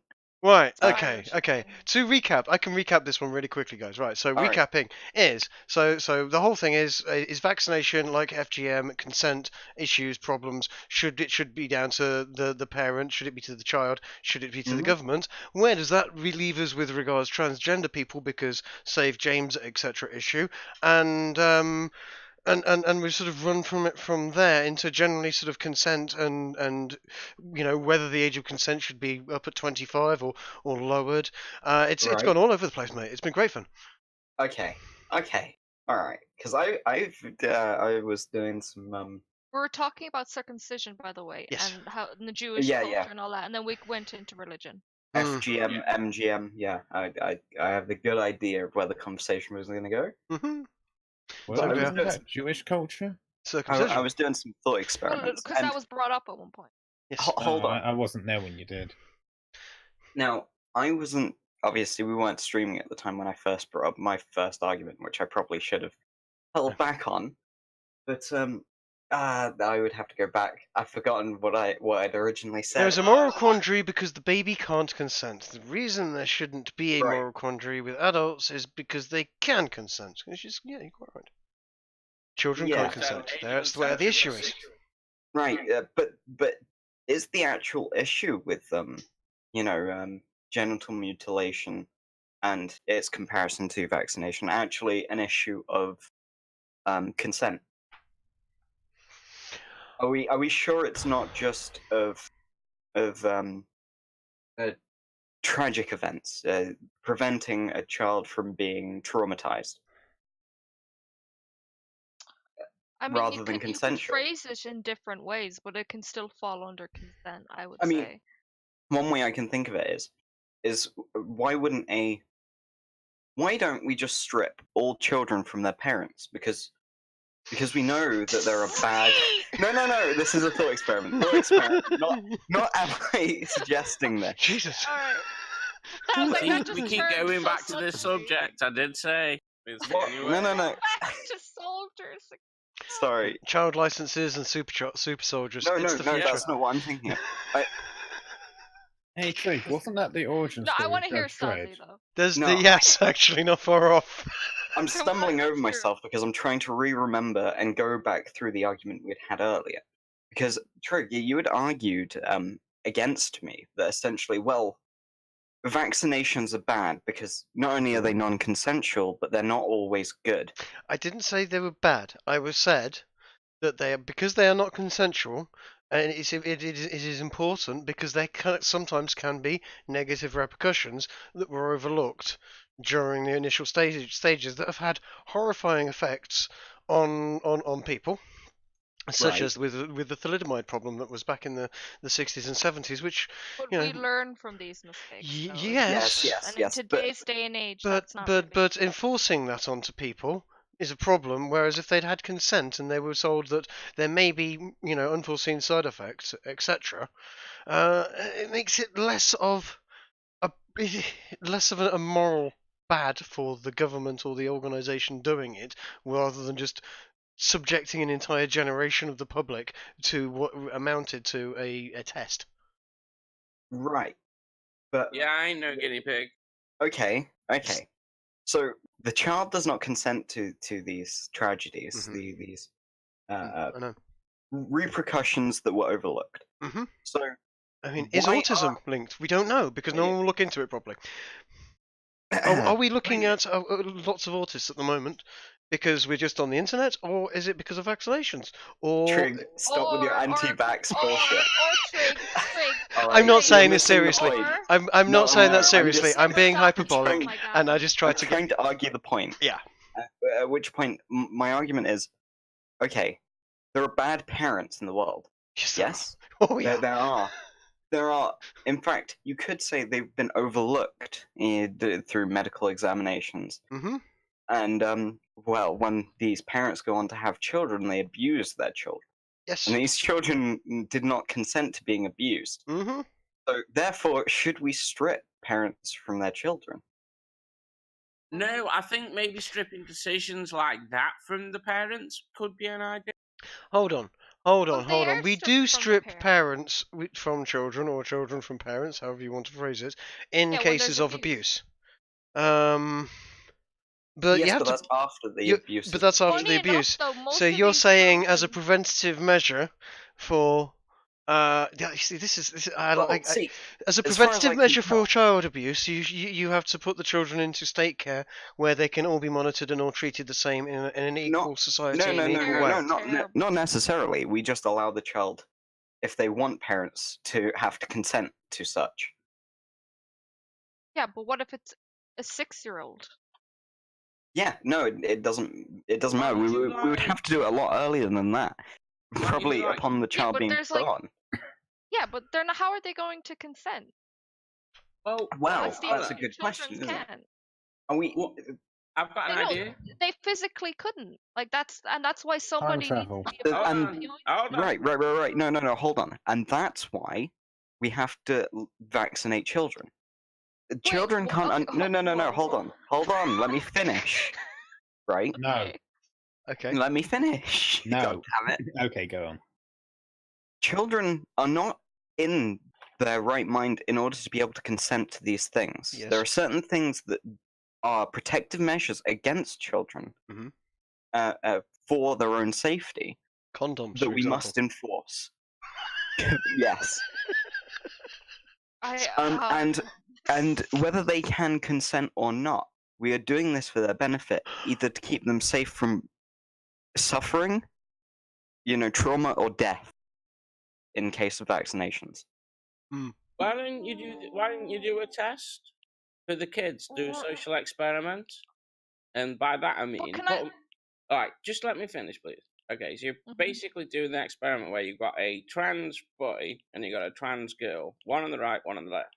And you just see which kid that kid wants to go play with, So one kid's playing in one corner with some toys or whatever. The other one's in the other. What will that prove, because some girls are just tomboys. Well, this is kind of where you're gonna go. So there may need to be like a middle way, just sort of maybe suss out this is. The sissies. Oh, jeez. But no, I was just thinking of like an olden day thing that I'd seen. Basically, the kid could either go for the toy or go for the book and be in like a scholar or whatever when he grows up, or he goes for the sword and he becomes a warrior. It's that kind of. Yeah, but there's boys out there that love to play with dolls, but then they don't grow up to be fucking gay or into dolls. It sounds like you're advocating for a case system. If they're looking up the skirt, then the boys. But if they're actually putting makeup on it, then they're like. You're literally advocating for us to have a case system and turn into ants. What? Basically, the decision of what your career is going to be is based on what object you picked up as a baby. No, that's not how a caste system works, though. That you're born into it. Insect caste system, not human caste system. Yeah, no, I'm just talking about the way that they identify. What? This is a great conversation. What you identify as has no bearing on reality. Oh! I do not condone that act of hate speech. Yes, you do. Wow. None of us do. I did it. Oh my god. We would rather not see the inside of a prison. I'm gonna take my dogs out. I'll be right back. Here's one. No, as you were talking about consent earlier, Mr. New Guy. Hello.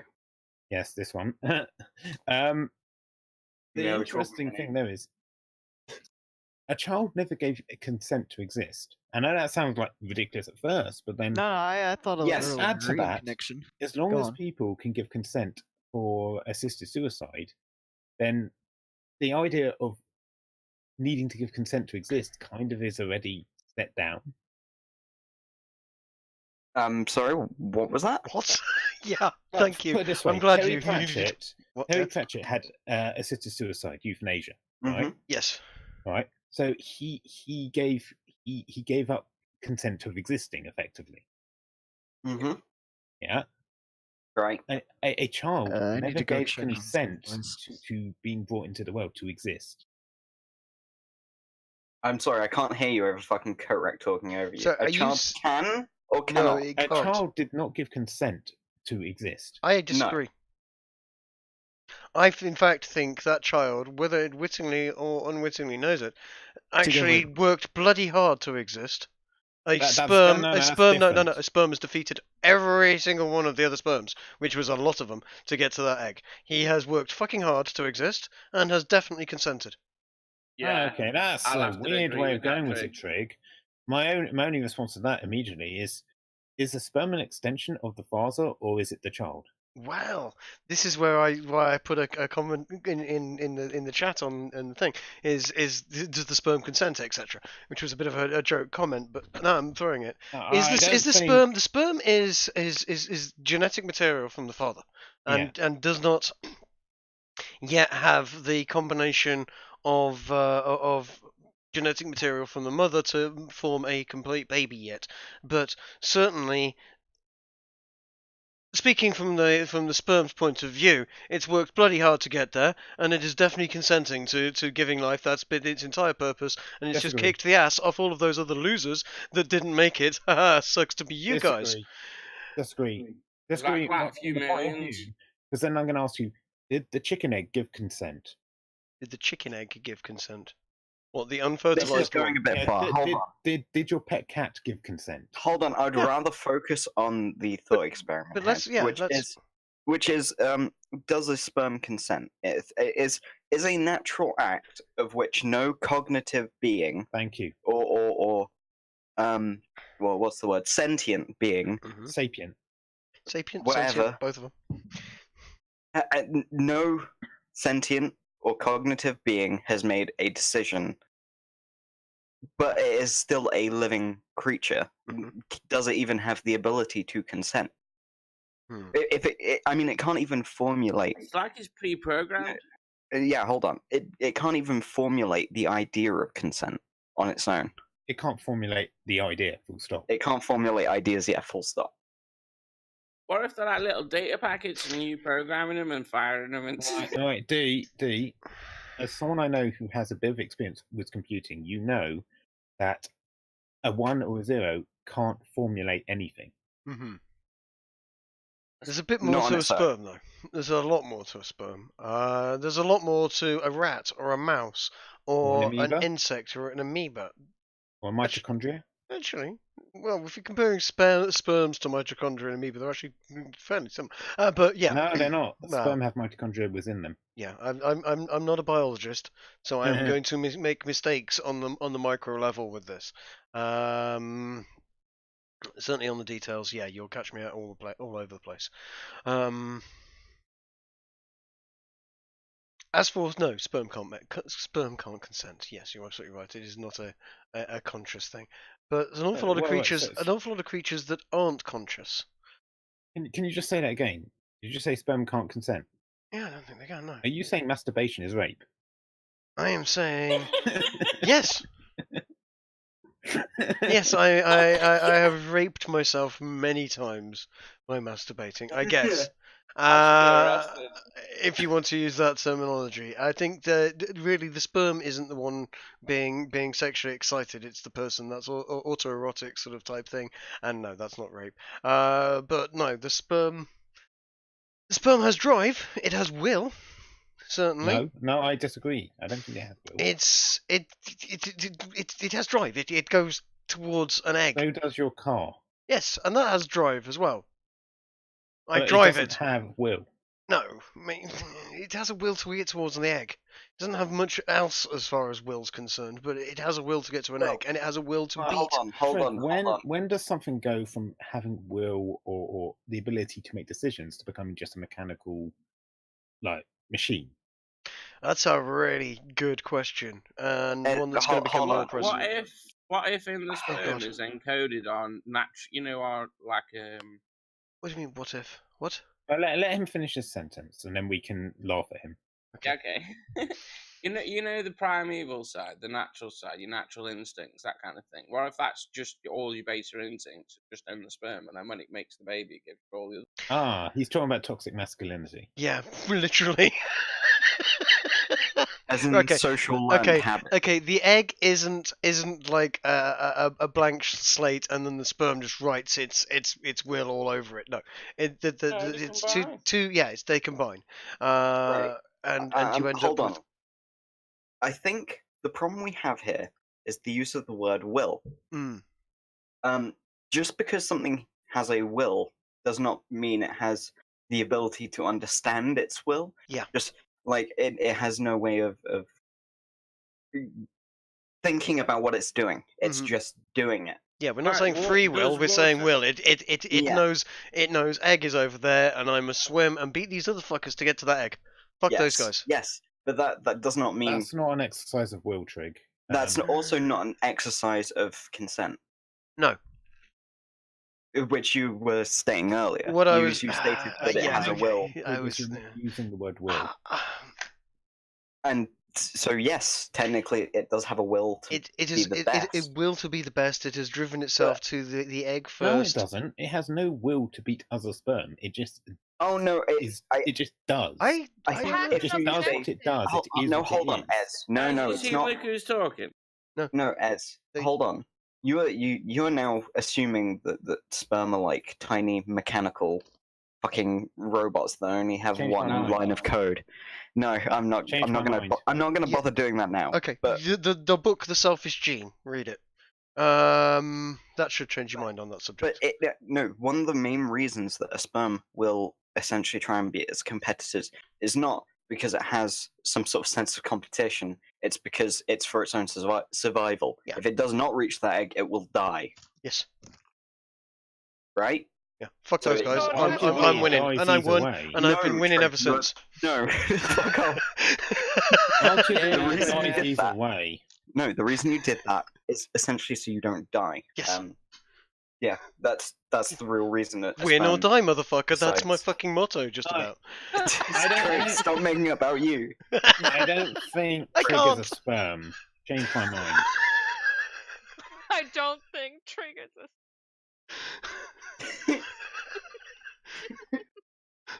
I that still am going to say, probably booby trapped off I'm still going to say that a single-celled organism lacks the capacity for will.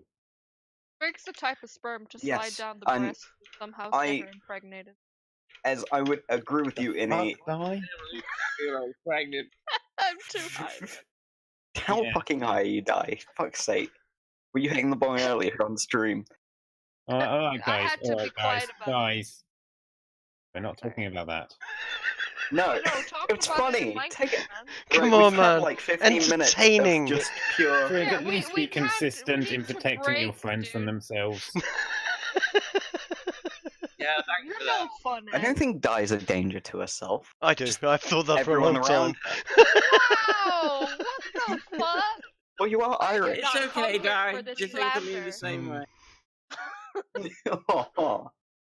It's so true, though. I take that to heart. Me and D are in the same. Right. I always got along with D. Fuck you. So I think I've made my argument quite clear and quite concise, and I haven't heard anything telling me I'm wrong, so I'm quite pleased. Wait, what was your argument? Okay, My argument was essentially that children do need protective barriers but they don't need to consent. They need protection. Wait. Yes, children can't consent. Despite their inability to consent, it's for their betterment because it could also be part of their natural instinct to survive. Yes. From sperm. No, don't stop derailing. No, but it's the parents are at that point as their guardians consenting. Mm-hmm. And if the parents, as guardians, think, well, that is not the best decision, they should be allowed to not consent. Would you agree to that? I would agree to that. Cool. I have a question to everyone here based on this. Mm-hmm. The only time I would think there was an exception is if the parents themselves were the abusive part. Well, to build on this, each of you one at a time. Let's do it alphabetically or something, whatever. Great. Do you think the majority of humanity who have had kids are good parents or bad parents? I'm going to be diplomatic and say the majority of people, as a median, will be average parents. Average. I think, don't get me wrong, it depends on the circumstance, but more often than not, because of the primal instincts and stuff, they'll always try and protect the kids. Unless they're psychotic motherfuckers. Okay, yeah. Okay, yeah. Next. Outliers aside, it's been outliers, I'm talking by and large. By and large, exactly. So on average, it's been my observation that the human nature is generally good and just generally wants to care towards their children. I would say every parent I've ever met has had his or her children's best wishes at heart. The decisions they have made may have been catastrophically bad because they were ill-informed, etc., but it has usually been done with the best of intentions for at least their children, if not the community at large. Mr. Fez? I believe that the majority of parents are always doing their best for their child, whether those are actually correct decisions or even moral ones is a completely different question. And what about you, Di? I wasn't here for the question. I came back. What was the question was that, do you think on average across all history, I might not have been saying quite the same first time, but same question, that people who have had kids are good parents or bad parents? I think I agree with Stasi where it's like all parents do their very best. Whether it's good or bad, depending on their situations, their poverty level, things are very tough. Okay. A lot of parents go out of their way to do the best as they can for their kids, but I understand there is also other parents out there that might harm more so than they help, but they might think they're helping. So very similar answers across the board. Do you think we should allow parents to stumble on the learning road of how to raise their kids? Or do you think that we should step in because we might know better? Oh, God. I would... to everyone, let's go through the same order again. Is that what you're saying? So some kind of blueprint for raising your child? Oh. Yeah, or maybe taking direct interaction if you think they're not doing a good job of it. Why do I hear Should they even be given a chance to allow them to fail? Because if they have a lot to say it could screw up the child's entire life. I have a lot to say. Alright, but we'll start with D. I'm with Triggs. Shoulda. No, I don't think we should. You don't think we should allow them? No, mate. The thing is, because then everybody will become indoctrinated by a certain fucking ways and that and the other. This is the way you've got to live your life, blah blah blah. They're never free to choose from the get through that enslaved. There's a reason humanity is so different and diverse. Yeah. You know, there's different. Everyone raises their children.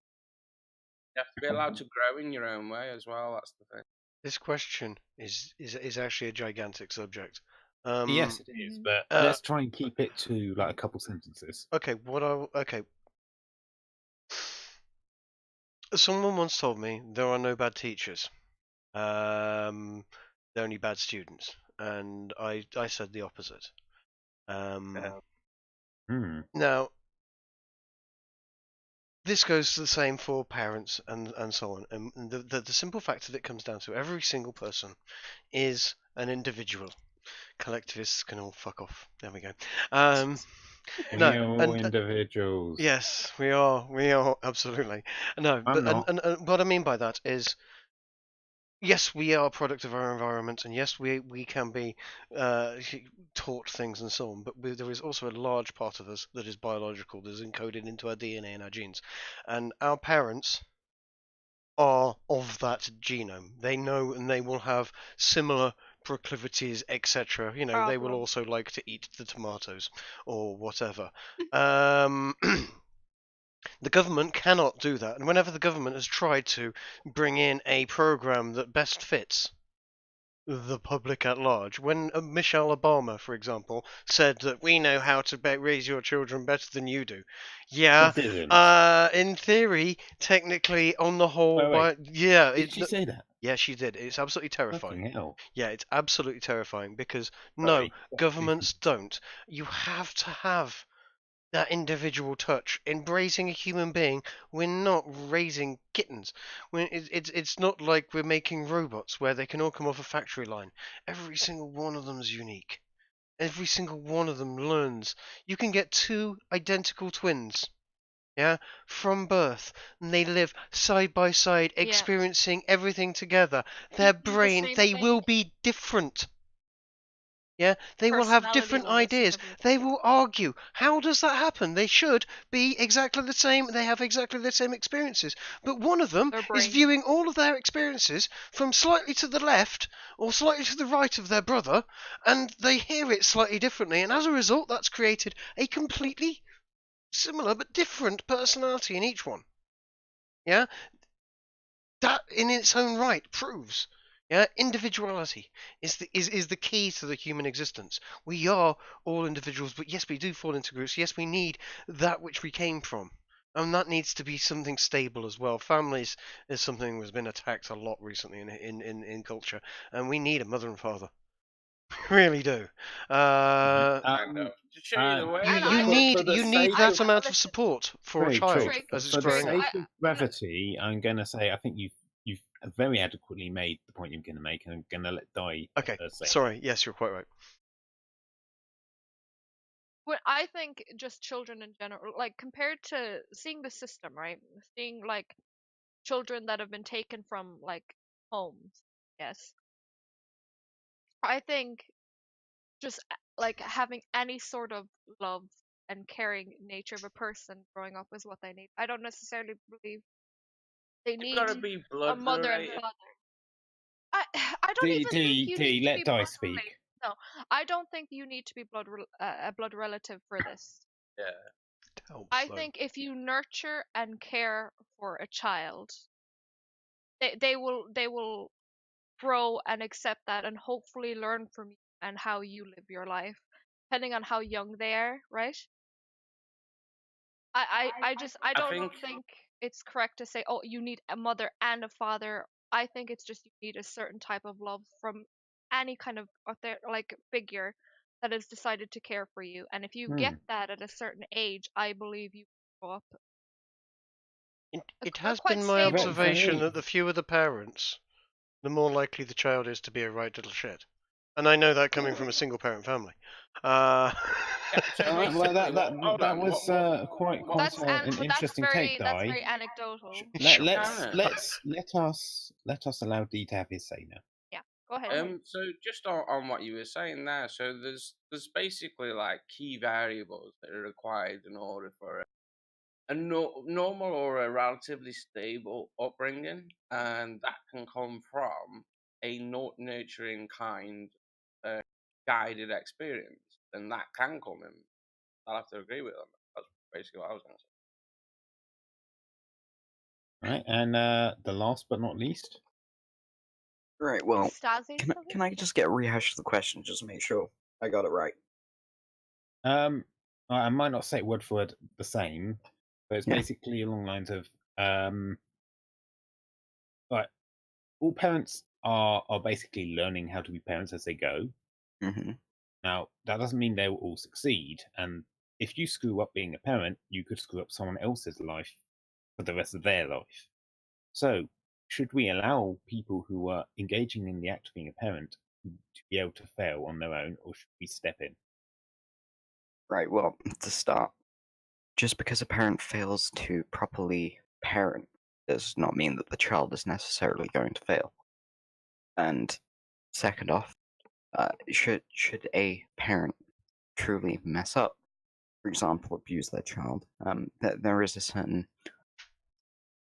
there's other ways to go about dealing with that. And we have crimes and laws to allow us to prevent a child from being traumatized. People can come out of some of the worst situations in their life as better people. And so I do think we should allow parents to make mistakes. Because no matter how great a mistake they might make, their children will no doubt be better. We'll learn from. So there is a level of we shouldn't step in beyond a certain point. So there's kind of like a tipping point of reasonable acceptance, yes. I suppose you could say, from a societal level. I'd say that would be probably your physical violence to get to that stage. Yeah. Like where you can emotionally traumatize a child. Yeah, so there is a tipping point. There's a line in the sand. I'm unsure if even, and it might be a bit fuzzy, but there is like anything beyond this is too much. Yes. And then you, like, you know, obviously if something's life threatening, or if something is blatantly mentally scarring. And it's a difficult subject, as Trig rightly said, which is why social workers have a very hard time actually working out when to act and when not to act. Well, I'm glad you said that. No, wait, pause. I'm glad you said that, because funny enough, one of my friends taken from her home as well. When she was younger, and it was because her mother was a hoarder, right? And her mother was a hoarder. That's not what I heard the first time. I'm glad that you. Okay, but she was a hoarder. I'm still hearing it. I don't know what to say. But so that was the issue. Can we say she's a pack rat? Okay. So anyway, she eventually got taken from her home from whatever, right? But she then was put in different situations in these other homes which were far worse. For instance, she was once almost physically assaulted, right? Because a lot of these people only take in kids for money because such, it's just that's mostly the people that take it in just look after kids because there's so much demand for them. And there's so many kids that need helping here that it is such an issue. But my friend was one of those people that, like, when she was taken out, she was in a far worse state than she ever was when she was family. Even though they were doing things wrong or they had their own issues, she wasn't nearly as much in danger or like emotionally abused as she was in other homes. That's why I think there is a very fine line where social workers make mistakes and they take children that should be kept with their family out, and obviously vice versa. It's just going to be human error, whatever you do, I think. We're all trying to do the best we can. Yeah. There's always human error. So the interesting thing here is then, if we all agree that families should be kept together when possible, and that even when parents are stumbling and don't really know what they're doing, we should allow them to stumble. Yes. And get themselves back up. Mm-hmm. And we've also, I'm assuming we also, I didn't really ask this directly, but no one kind of disagreed when I said it, that there is ultimately a line in the sand where you do have to intervene, though that is a fuzzy line and it can be society based. I agree. That's that. Depending what society you're in, depends on which side of the line circumcision falls on. And funny enough, we're all I'm in an area anyway where circumcision is legal in Ireland. Good.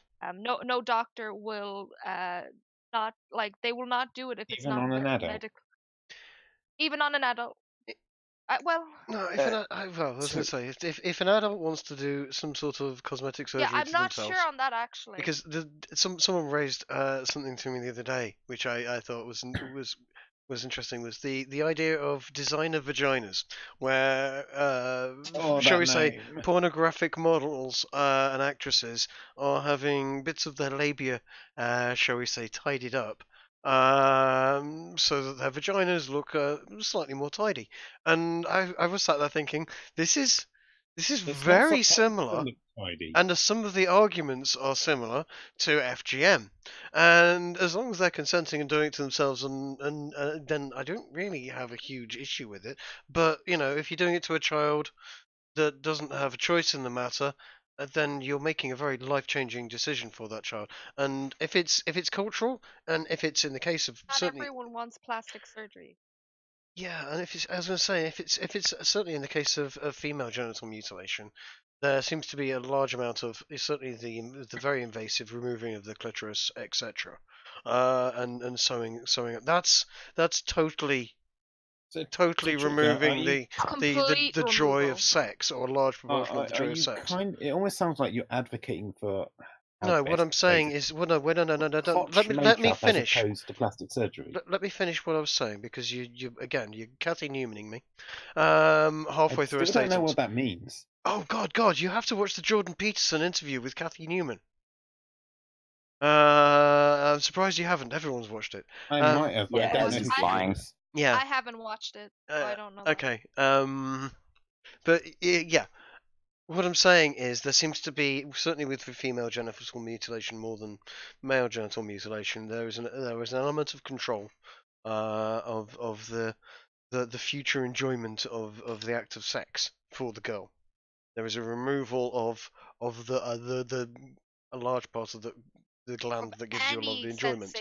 Yeah, so that's very very big no. That's big red flashing fucking. I'd akin it to basically cutting Yeah, off the penis completely. When someone says it's similar, male genital mutilation, it's on the same scale. It's definitely there, and I also think that needs to be stopped. I think it causes similar problems, lesser but similar, and it should be treated in the same light. Well, there have been studies that, and obviously it's not hard and fast, but there have been studies that have put a leaning and an implication, psychologically speaking, that at least for people who have circumcision as babies, that it can.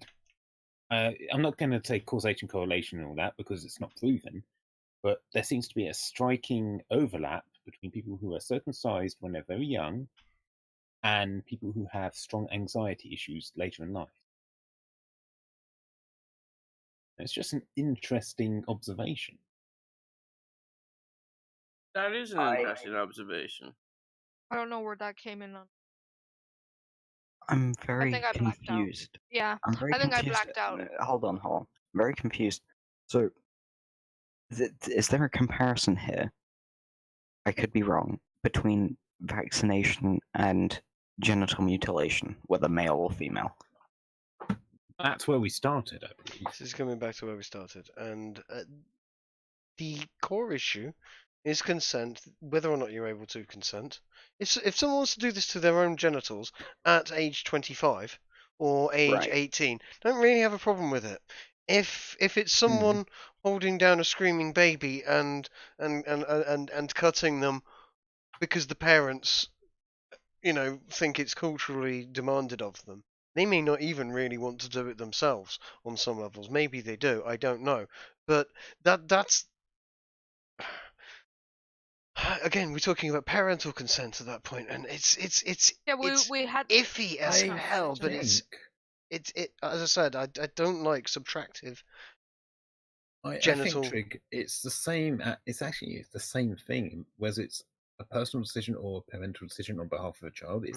It comes down to what the society you're in accepts. There is a societal issue, and since we've kind of already definitely gone over no. I was about no. Don't cut me off. Seriously, man. Seriously, you were cutting me off. I was talking, dude. Yes, taking a breath is not the same.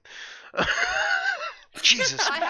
He said the same thing. You let me wind up. And then cut me off now. Yes, I know, but you were about to. You were winding up and summing the whole bleeding thing up, and that's not what I was saying. Well, I wasn't trying to sum you up. Oh Christ!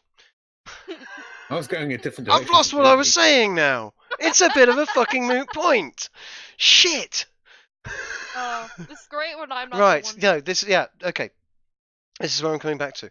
It is when we're talking about subtractive, permanent removal of parts from people, I don't think parents can consent to it.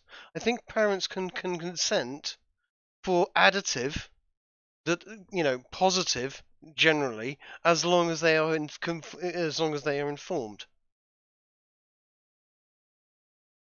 In other words, yes, if I want to give you a vaccination and I say, okay, this vaccination will stop the risk of polio for your child, you can go, great, okay, I agree, you can do that.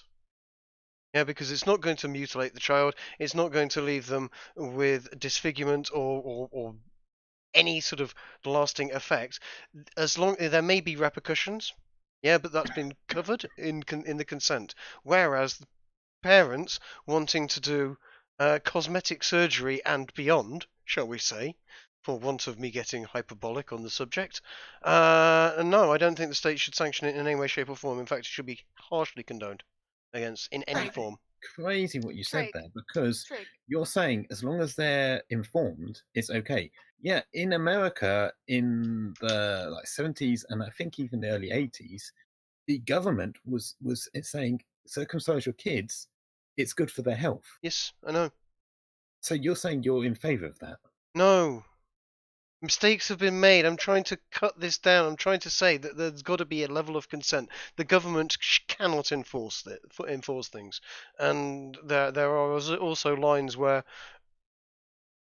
parents cannot enforce the government to do things, and it's a very tricky subject, which is why we're talking about it. I just have an issue with informed in your statement. That was all. I think one issue I will agree with you, Trig, is when it comes to getting the vaccination, you always get told the benefits, but never like the negative effects. Unlike when you get certain medication, right? Mm-hmm. If that is one thing I would say needs to be changed. Yeah, you cannot. But I also understand why they don't want that, because there was a time where the story went around here anyway, about this girl that had a bad reaction to one of the vaccines? Vaccines for the the uterus vaccine. It's just for girls basically. So like for cancer in the uterus, it was a certain.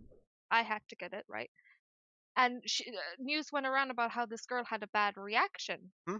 And my aunt then getting scared, was like, oh, I'm not getting my kids this. Sure. My kids aren't getting this. And I'm like, just, I had a kind of different. Oh my God. There's an awful lot of chances that the thing is, I don't want any.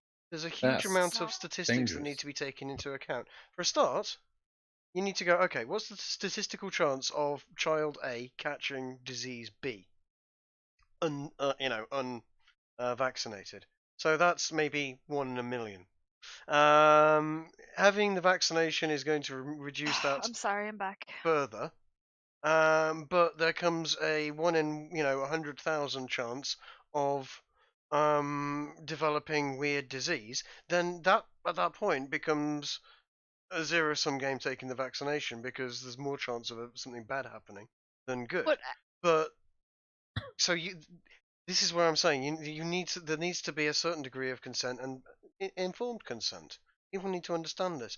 Now, governments and doctors especially, tend to say, oh, the public aren't capable of informed consent because they haven't been through medical school, which is an incredibly arrogant fucking... Yeah, that's where I was going to ask as well. It's like, do we have a more obligation to protect people from their own stupidity? No. Or hysteria? But at this point, we're getting more educated. Don't. People are welcome to their own stupidity. Yes, people are welcome to their own stupidity. It is how we as a society get stronger for those idiots to kill themselves in spectacular ways. So we all get to learn. D there, Trig? Pardon? D said that's natural selection. Yeah, I kind of agree. If all the idiots in the world... the anti-vaxxers die out. No, yeah, if all the idiots in the world go off and make spectacular demonstrations of how to die in spectacular form, then we all learn something from that. Protecting them makes society weaker. I agree. When it comes to dying out, right, you said, oh, just let the anti-vaxxers die out, right? And it's like, yeah, sure. But they're then also still spreading. Trig, can you stop? No. Please. It's impossible. I am unstoppable. So, Di, No, I think. Hold on. I think I know where you're going with this, but I'll let you say it. I haven't spoken in like a while. I'll let Di finish. No, Stazzy, you go. Alright. Both Ez and Trick have said some very dumb stuff over the past 20 minutes, and it really hurts. Yeah. So I just wanted to clarify some things. Right, I'll start with the anti-vaxxer stuff. The problem is, it's not the anti-vaxxers who are suffering.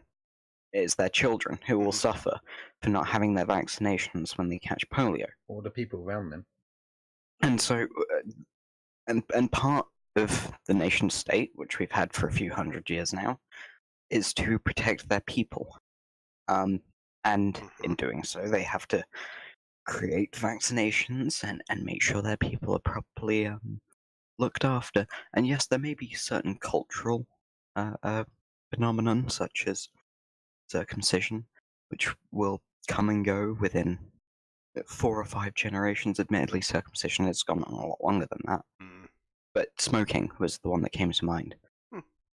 Okay. And where you will be told that it is good for your health, only to find out when you're 70 you've got fucking some sort of asthmatic disease caused by your smoking, or lung cancer or something like that. Yeah. These things will evolve over the generations where we can better improve our sciences that have only really been as appropriate for the past 100 years. Yes. That have evolved so quickly. Yes, it's an incremental process. And so, fuck off, Ez. The point is that yes, certain people are allowed to be stupid, but is their effect on others, and especially as a nation state, where you are supposed to care for all your people, including those to be born for future generations. There is a certain moral conundrum that they should be looking after the children, but at the same time, it is a parent's child. It's a very interesting conversation to have, but to then turn around and say yes, let the anti-vaxxers die, I think is dismissive of the fact that the children will be the ones dying. Yeah, but hold on. What about what you're saying? Is over a smart person? What you're saying, Madud, is dangerously close to communism. Just saying. I know. It's not even close. It's what we have now. Yes, right. There's some socialism there. No. One part I did leave out is that you're cutting in and out really bad. I can't hear. Oh, sorry. We kind of have lost him, yeah. Sorry. One of the main Can you parts. say the last 20 seconds again? Yeah, one of the main parts that I forgot to put in when it comes to vaccinations, especially here in England, is that a parent must always consent, or a guardian. There must always be a written out form with their signature all over it before anyone can perform a vaccination.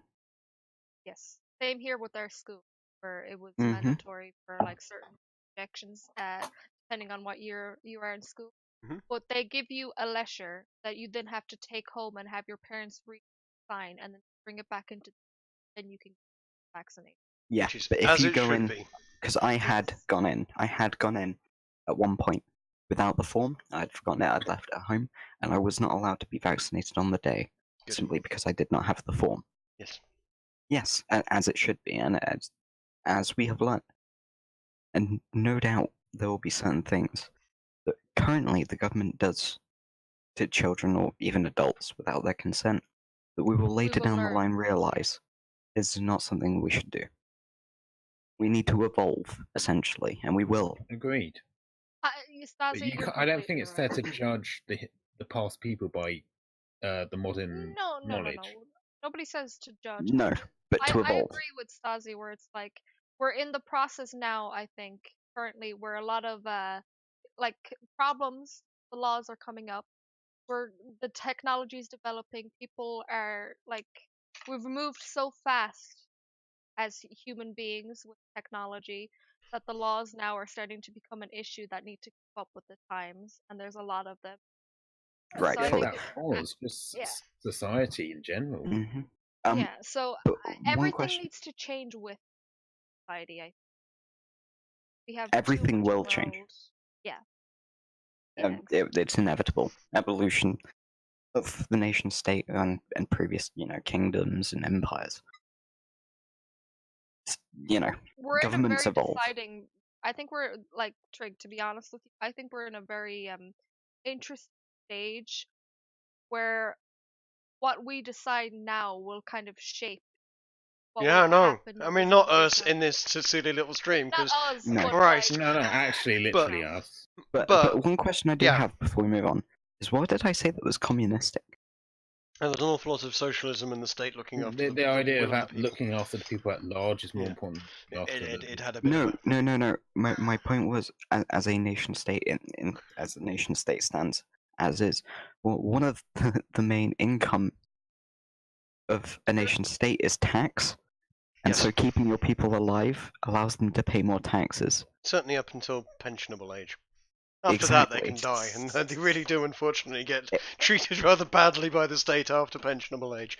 Exactly, but if you don't even allow, children to be born, then you can't tax them. Oh yeah, absolutely. I was looking more at that rather than the communistic. We the people must fight for our children before they're born. We need slaves. Oh, Pollitt's back in chat. Great. Hey, Pollitt. Yeah. Wait, let me read it.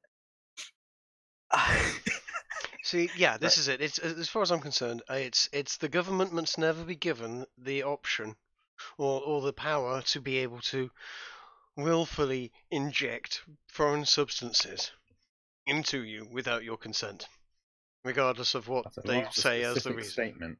Yes, it's a very specific statement, because they can say it's a vaccine, but if they don't need your consent for it, it could be anything. Does that include force feeding? Well, it kind of does as well, actually, to a degree. So does that mean that in your moral, like, people on starvation strikes should be allowed to die of hunger?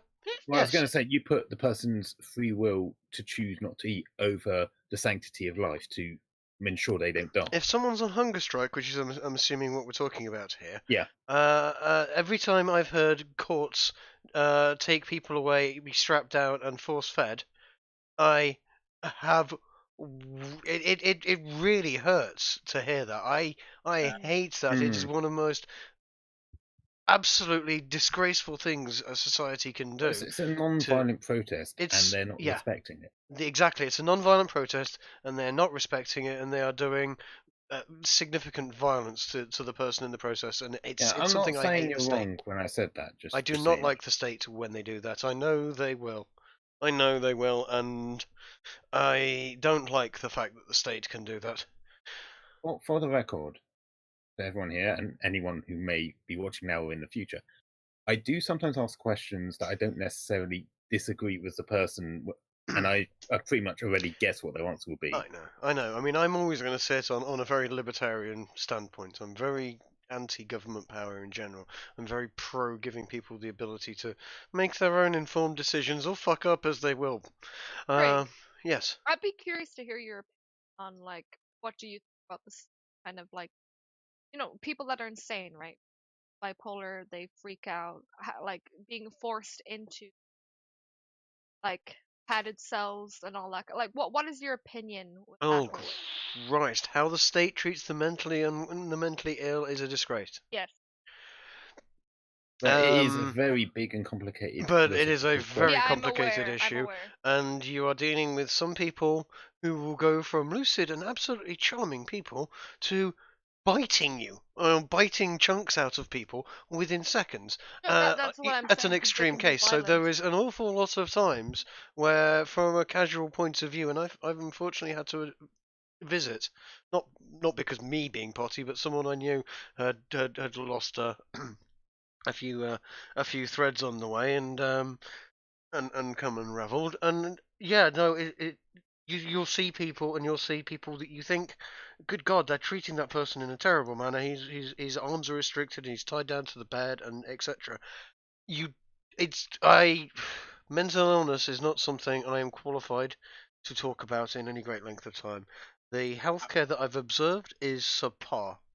as far as I'm concerned. How it is made better, I don't know, but I really do not think care in the community, which seems to be an option at the moment, is helping. I've seen an awful lot of mental and very damaged people wandering around in cities that should be in a care unit of some sort, and they're not, and they're a danger to themselves and others. I have a perfect person here we should ask about that. Mother. That sounds like a cat. Oh God, you're bringing your mum into it. And what do you have to say about how the state bring them into the psych ward? Yeah, I know, because I don't know how to word this. You've been in a psych ward. Right, Is this getting too close to doxing territory? Yeah, I was going to say, I know. This is it. No, don't worry. What is your opinion on how, at least Ireland...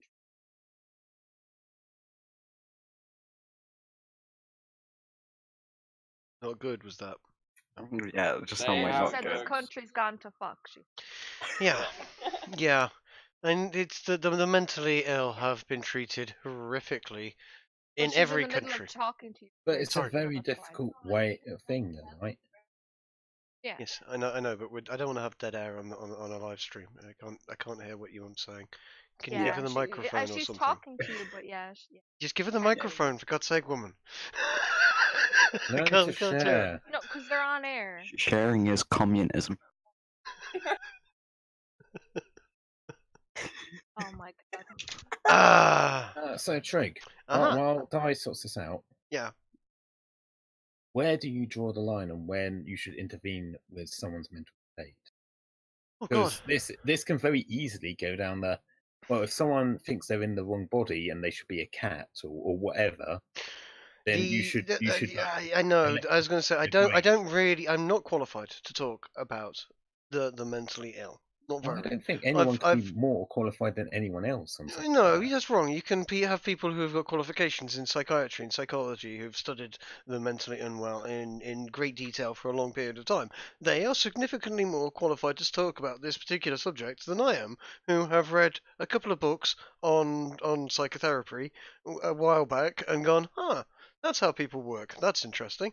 Plit in the chat has made a very interesting point, which is, historically, mentally ill have never had it any better. You're absolutely right there. Yes, that's true. And not even mentally ill. And here's another thing. This is the person I've mentioned before. An extension of that. That person has now had put into a situation where they have a choice of treatment, and it's an interesting one because one choice is basically long-term rehabilitation. That is going to take at least 6 months, potentially a year, in an enclosed environment, and that is going to cost the state probably a large six-figure sum. The second option of treatment is a hospital in Switzerland have said that they can treat this person, and that they actually believe that they can fix him in about 6 weeks. They have the best people in the world. They are highly, highly skilled, and they have it's kind of like the Priory type of deal in America, where they can put people very, very rapidly onto the fast track of mental health, but it's expensive. The thing is, in actual fact, the total cost of the short-term, very, very, very luxurious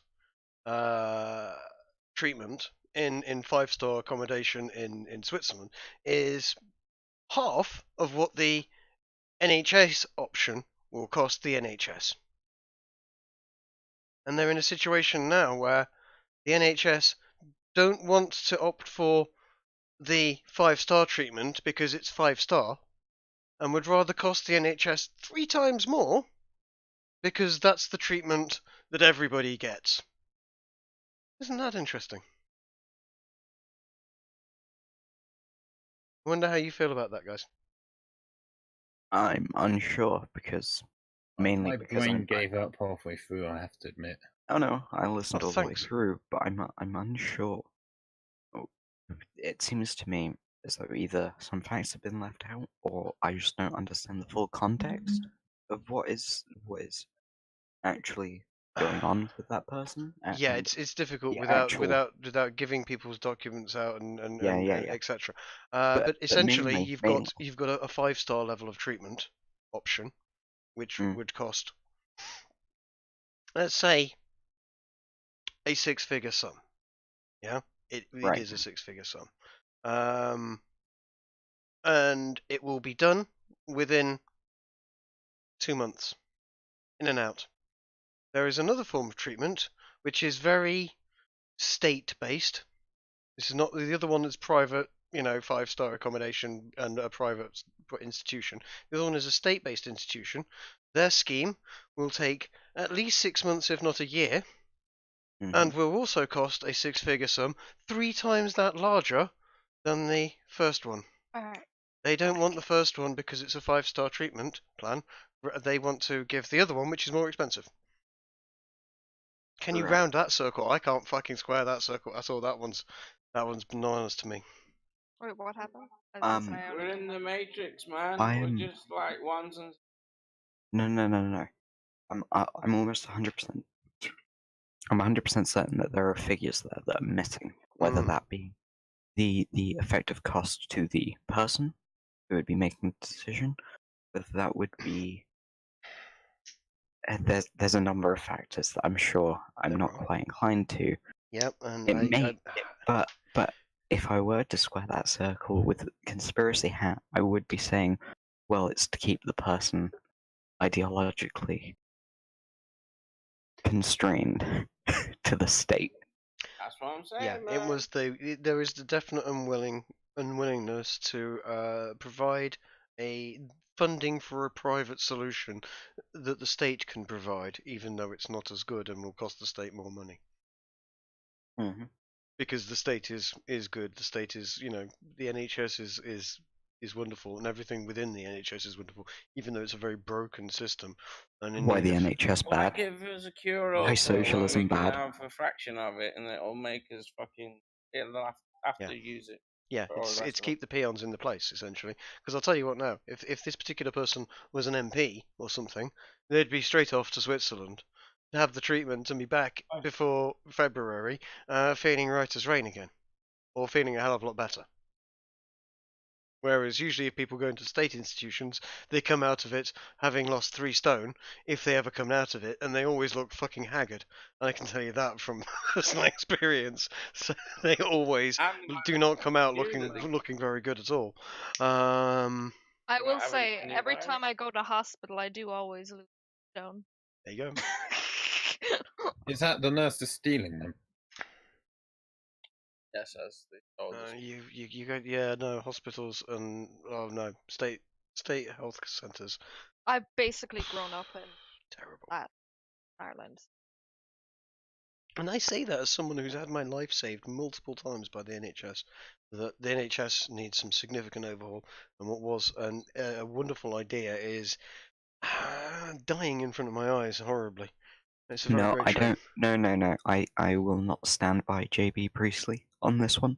The NHS was a bad idea, with a bad institution backing it at the time of its implementation.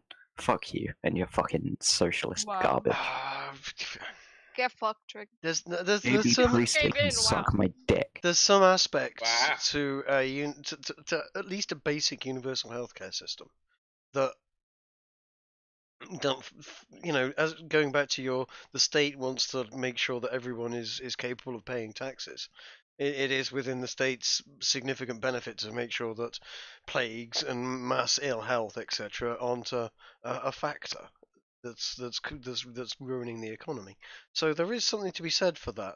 But the way it's run, the way it's managed, I would have had it personally as a sort of you must have a state healthcare package plus a top up when you work for a company.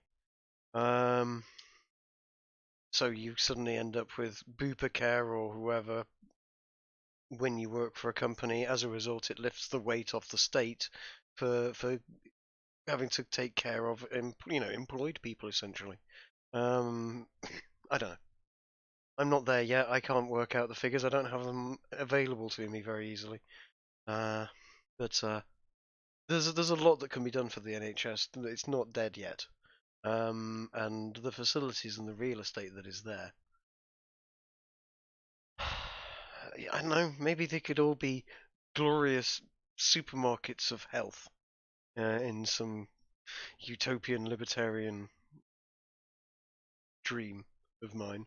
But we have to do away with poor people and unemployed people can you at that point. Because they won't be able to afford do it. Away with? What do you mean by that? I would love to say raise everyone to a standard where they could all afford it. Or raise the cost. Sort of lower the cost even. Lower the cost. There's the economics of large numbers at that point, and mass production may make it affordable. There's ways. At the present moment, you've got a socialist institution with colossal mismanagement, colossal middle management, and an inability to fire anybody, so people just sort of sit around and have coffee and waste huge amounts of money, and various other issues that the NHS suffers from. Sure. Rather than, like, eradicate them and stuff, they can be useful. What about having, like, sort of in the States and America where it's all legal and stuff, just having them working in the weed farms and stuff, being productive members of society? You're missing a point there. You could automate that better. Yeah. What? They can do that at least. There's one thing that I don't think we'll ever be able to automate, and that's middle management. Oh, I can do better than that. You can just get rid of most of it, and no one would ever notice. True, but it's a good way of making sure people have something to do. Oh, really? Endless meetings. Socialist cuck. The only thing middle management has ever done is fund Costa. Huge amounts of money for people in suits talking meaningless crap whilst having cups of coffee, and they do it endlessly, and occasionally something golden comes out of it, and it works. You're missing one thing there, Trig. It does keep them out of the way from actually being able to do something that actually could change something. The reason you put them into middle management is to keep them out of harm's way. You just never hire them. Yeah, or you keep them hire them, they might do something else. That's the problem. Yeah. Yeah, but then you just have more people doing other things, maybe learning better skills, and then sitting in middle management. If they could do something other than middle management, they wouldn't be in middle management. No, some people are Nobody quite comfortable chooses to be in middle management. They get promoted. What's that old saying, Trig? You promote someone when they fail. It's like, no. The saying is people tend to be promoted to their point of failure. So they get promoted eventually until they get to the point where they fail, and at that point they tend to stick within large corporation. Or you promote them out of harm's way. Yes, or you promote them into a corner where you go, there you go. You look after health and safety in this particular area, and you get to wander around with a clipboard telling people that cable running from the fan to the desk is illegal, and you need to stick some yellow and black tape on it, and everyone will hate you for it. That's your job now, and off they go, and they're happy with it. Incidentally, a clipboard is a powerful tool.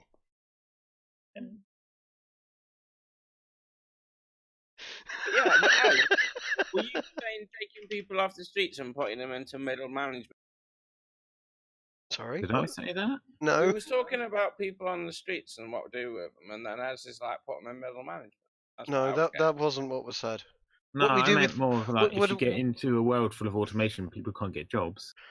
Well, the only place you wouldn't be able to automate away is middle management because actually, here's the thing: is okay, if you mechanized all of farming, all of mining, all of manufacture, right up until the point of retail, so you've got everything mechanized right up until the point where someone goes, I want good A, and orders it off the internet, and suddenly it arrives from self-driving van, and robot delivers it to your door.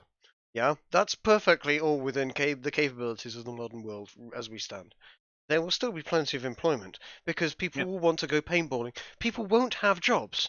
You go, oh my God, there's no manufacturing jobs, there's no design jobs, there's no nothing. So people will start to find other things to do with their time. You'll have instead of jobs, they'll have careers. You will have careers in leisure. You'll have people designing, various things for other people to do. There will be other things, other industries that we will create. You'd have a cottage industry of people making retro cars and selling them on Etsy. Yeah, all manner of stuff. But at that sort of environment, you are talking post scarcity, and as close as you ever can. You need to ensure that the people are provided, are capable of eating, are capable of giving themselves money, getting themselves money to eat, and provide the nicer things. And they don't get bored. And that they don't get bored. Oh, if there's loads of food and it's automated and stuff, not an issue, right? Like, get like weekly allowances. Dare I say it? The biggest problem with the post-scarcity environment, and I know you're going to disagree with me, is we've got too many bloody people in the planet. No, I don't disagree with that. I agree. Yeah, there's. Get them on colony ships and send them off into space. I don't think there are too many people on the planet for the planet to support. No, even with current technology, no, I'm not saying support. I'm not saying support. I'm saying to live in a post-scarcity society. Yeah, that's pleasurable, that everyone gets to enjoy and love. Yeah, and really enjoy it the whole world over. Yeah, we've got too many bloody people. That's a major bloody problem. And I don't even want to go into how we sort that out. Actually, I'll walk that back. I do actually disagree because sorts that out. I've seen studies that show that, you could build really big structures, which, for all intents and purposes, you may still see more trees than people if you construct it right in your lifetime. And if every person, like a very healthy, like a football field's worth of land of their own, effectively. It's a big engineering project. This is it. I don't. Can be done. I know where you're going with this, and we're talking massive mega structures into the sky with huge amounts of space in them. If you go to the extreme, I am talking you can monopolist. Yeah, I was going to say, with 7 billion going on 11 soon, who knows? You're talking about a lot of structure. I'm talking about allowing a huge amount of nature to come back into the world.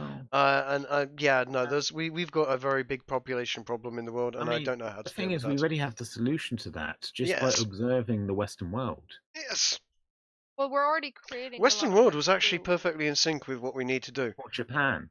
And Japan. Japan, I think, has gone a bit too far. No, I think Japan and the Western world pre 2000. Guys, you're gonna let someone else speak. Sorry, go on. Go on, Di. Thank you, Dazzy. I was going to say birth control as well is a good, an education. You can oof all you want, but it's still helping that issue. Yeah. But people being more educated and safe sex and all that kind of thing, it is essentially helping with the population problem. But as then doesn't think we have a population problem. What I'm getting here. Yeah, I think which is where that our planet can comfortably support and still have lots of nature around, right? Not larger population using current technology. But you know why that's never going to happen? Because people have gotten but people are very comfortable with how they live right now. Well, I disagree with that. People are unable to live right now in some places. I have people in their 30s who are friends of mine who still don't own a place to live, and they basically have no savings because it all goes into rent. People are happy with where they are right now. Leads to stagnation. That's such a triple issue when you compare that then to people that just don't even have clean water. Okay, I'm gonna throw out. But you said people are happy where they are right now. I gave you an example where they're not happy. So then you said, well, that doesn't count because there's people who are less happy. Then your point still proves your earlier point. Okay. Let D have a word because he was been trying to say something. What was it, I was just wondering about exploring other options. I mean, how long can a human being survive in, say, an underwater station type thing? honest answer, we don't know yet. Yeah. To be tried. Anyway, how far are we off getting there? Oh, we could try it now. You just end up with people going potty after a while. The biggest problem we have with it, though, surely would be we don't have materials that can withstand the corrosion for a long time. We maybe do, to be honest. Some of the really, really thick, tough plastics. Did might you be able see to do that it. new game where it comes to living underwater? BioShock? Like, you're stranded in this new planet, right? And you're in. You have to survive in the ocean. Hey, you guys still streaming? Yeah, we are still streaming. I wanted to bring something up, but we seem to be diverging into a computer game here, which is a bit. Yeah. No. I was saying they go into interesting ways to fix that problem. There's all sorts of problems. One of the biggest problems you've got is air pressure and forcing nitrogen into the blood, which means that if you bring them out after being under that pressure for any length of time, they will get the bends and they won't be able to survive in our atmosphere. However, putting that aside, to answer Dee's question, yes, I think we should explore other options, and I would say in our lifetime we will see colonists on other planets in the solar system. That's the ideal. I wouldn't say it's the ideal, but I'm saying it will probably naturally happen because humans have wanderlust. Sorry, and by the way, hey Carpo, how's it going, dude? Hey Carpo. Hey, big dicks in your ass. Indeed. Everybody's gonna die. Another day. Bit late tonight. I was gonna say just unwashed ninjas smell like dead fish. Oh, can we not? Tell me about it. So does Bonjela. I have. I'm gonna put it in the thing so you guys can see it. Something I was looking at recently, which was mentioned. A dead fish? No. It was a set of commandments, if you like, that are written on some stone tablets. Are there 10 of them? There are. Okay. But they're not the 10 commandments that you're thinking of. These are 10 You different. don't know what I'm thinking of. Yeah, no, these are 10 different tablets, and to be honest, they ring true with stuff that I'd heard before. And it's a weird one. Because it's an interesting set of rules and numbers and so on. When you read through them, it's difficult to work out what the fuck is going. Well, there's some interesting shit there.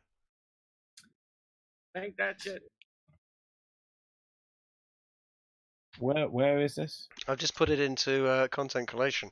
If you want to have a look at that, these are 10 commandments written on a set of tablets known as the Georgia Guidestones, and they were written kind of in a Rosetta Stone kind of way, where you had a number of tablets, and on each side of the tablet was a different language. Same commandments written in a different language. And you had it in English, Spanish, Swahili, Hindi, Hebrew, Arabic, traditional Chinese, and Russian. So a Rosetta Stone kind of document. Harmony. I have a problem with the first one. I know the first one is. It doesn't matter what the number is. I'd always have a problem with it. If there's a number cancer on the earth. Let me read them out because it's all 10 of them together. You have to take in because it's quite a thing because we don't know who wrote these things for a start, which is weird. But anyway, the 10 are, and the first one is really controversial. Is maintain humanity under 500 million in perpetual balance with nature. Guide reproduction safely, improving fitness and diversity. Unite humanity with a living new language. Rule passion, faith, tradition, and all things with tempered reason. Protect people and nations with fair laws and just courts. Let all nations rule internally, resolving external disputes in a world court. Avoid petty laws and useless officials. Balance personal rights with social duties. Prize truth, beauty, love, seeking harmony with the infinite. And the 10th, be not a cancer on the earth. Leave room for nature. Leave room for nature. And That's like eerie. I've been taken back by these because the first one is scary as fuck because we're already at 7 billion, which means these tablets are talking about removing most of us. The question that you should be asking is why 500 million? Why not 1 billion? I don't know. Right. I don't know, and I don't know where these were written and who wrote them and who put them up, and it's a bit of a mystery. But I always have trouble with. Scary to read. I always have trouble with any thing, any power on high, as it were, saying, "Oh, you cannot have kids because reasons." I thought it was terrible when China did it, and I think it would be terrible if anyone told me I'm not allowed to have kids because someone else had kids. It doesn't say how to manage it. It just says maintain humanity under 500 million. It goes against human nature heavily. All of it goes against a lot of human nature, but there's an awful lot there that I find myself in very deep agreement with. Same, Trig. Well, some of it, some of these are notified balancing with nature, mate. You can't get more down than that. The fact that it underlines leave room for nature, like that's heavy shit, huh? Yeah, I don't. Why'd you show I don't understand the point. We would still have dodos. We would still have dodos. I wanted to taste that. No, Dee, we wouldn't. For God's sake, then. Dee, I wanted to taste that shit. Oh, this sucks. Why did I come so late into this world? Dee, we will have dodo burgers in your lifetime. Yeah. And if we don't, when you get to your deathbed and they're not there, I will give you 70 quid by today's money. Okay. You know what? You know what? This actually, this is a good way of. That's fair. You could get. You know how they had difficulty with ostrich farms. No one wanted to eat ostrich meat, even though it was quite tasty. If you renamed that to dodo burgers and made them really expensive. Oh shit, man! Sell them in Happy Meal boxes with dinosaurs on the ostriches side. And make them look like dodos. No. What the fuck? No, I'm just selling a product that's slightly mislabeled. Ish. I think that's illegal in most countries. Yeah, I know. Then again, sea monkeys exist. Yeah. Yeah, no, you couldn't do that. That would be grotesque fraud, and it would mean, terrible. Stupid people being parted with their money. Completely off terrible thing. Anyway, unless you made them look like dodos. It's a burger.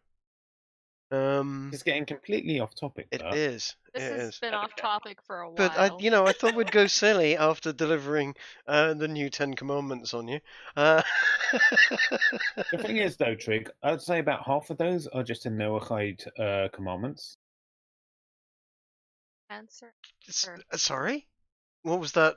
There was something in I think Hebrew or something in the middle there. Yeah. The Noahide. That was the bit. Yes. What's that? So you know Noah's Ark. Right, yes. Okay. After Noah's Ark story, there was like a covenant between Noah and God, and you got, I think it's 7 commandments. Okay. And it was things like establish a court of law between your fellow man, deal justly with your family members. So those are in there, certainly. Avoid petty laws. Not said like that, but that's in there. Balance personal rights with social duties? Maybe not. It feels like it is. I would have to go reread it. But yeah, as I say, that's all in. Like the core message is the same. I was going to say in core, it's not bad. The first one's a bit sort of and the guide reproduction wisely is has libertarian issues. Well, that is what's the word for it? As a meta guide, what's the word for planned genetics? Eugenics. That's eugenics. Yes, but not to increase diversity and fitness. Yeah, it is, but it's not as a lot of people see eugenics as Nazis trying to create the Wunderkind. No, eugenics is just selective breeding. I was going to say, yeah, you're right. You're absolutely correct in that is eugenics. I still don't find myself massively disagreeing with them. Well, most of them are actually, very sensible. But the one where it's like arbitrarily, let's pick a number, because you get this with groups all the time who say there's too many people. They just pick a number out of the hat and they don't quantify it or justify it. It's just no. We should have only 1 million people in the world. It's like, why 1 million? I don't know the answer you're trying to ask. I don't have those. I'm not trying to give you an answer. Let me try and answer that one. I'm not asking a question now. I'm just saying it frustrates me when people just pick a number out of the hat. Yeah. They have no reason. Pick a number, though. They might That's not. The point. They might. For all I know, this might have been written by time-traveling aliens who are setting down guidance that is specific and exact for good reason. Yeah. I don't know that. I don't know. Like I said, there's a big. Are you trying to say this is a troll on the intergalactic Discord? These documents, these tablets, are really, really iffy. No one quite knows. Basically, a guy called Robert C. Christian, had them built at great expense. This guy didn't exist. It was a pseudonym. He was acting. Explained that the stones would function as a compass, calendar, and clock, and should be capable of withstanding catastrophic events. Okay. Yeah. They assumed he was Christian, was a nut, but an attempt to discourage him by giving him several quotes, several times higher than any project they had ever undertaken, explaining that the guide stones would require additional tools and consultants. Christian accepted the quote, and when arranging payment, Christian explained that he represented a group that had been planning the guide stones for 20 years, and which he intended to remain anonymous, and they intended to remain anonymous. They have 10 pages of specifications on a 5-acre piece of land, apparently purchased by Christian in 1979, and the farm owner and his children were given lifetime cattle grazing grounds around the Guidestone sites. The monument was unveiled in 1980, and by an audience described as between 1 and 400 people. The Guidestones and land have then been handed over to. It's crazy multiple personality disorder. It's a really, I mean, these things were 7-figure, maybe even 8-figure type expensive. Yeah. It's really bonkers, and they were created in 1980, and they have these really weird rules. Not that weird, but and really makes it seem like this is like a warning from the future. To be perfectly honest, guys, I'm not going there. No, I'm not going there. I would much rather stick an Illuminati hat on it than actual aliens. Oh God, I was going to say all we need now is Illuminati confirmed to have this up. Yeah, but I'm not even going to go there. I'm going to say that an unknown man spent a lot of money building these things, and they're making me go. Was a smart man. No, not a wise man, perhaps, but not necessarily a smart man. A smart man wouldn't have paid that much for it. Okay, you got me there. Yeah. I think it was someone lived their life. You know what? A group of someone's, and they just got some serious introspection. They wanted to leave something behind. Illuminati confirmed. I don't think it's got anything to do with Illuminati. I think it was just someone who became a bit of a hippie in their old age. Of old men are coming to their end, and they're like, "Let's put all our savings in making all these. Let's leave a mark on it for humanity." Hold on, Trig, you didn't carry on about the What? Another part to it. Which bit?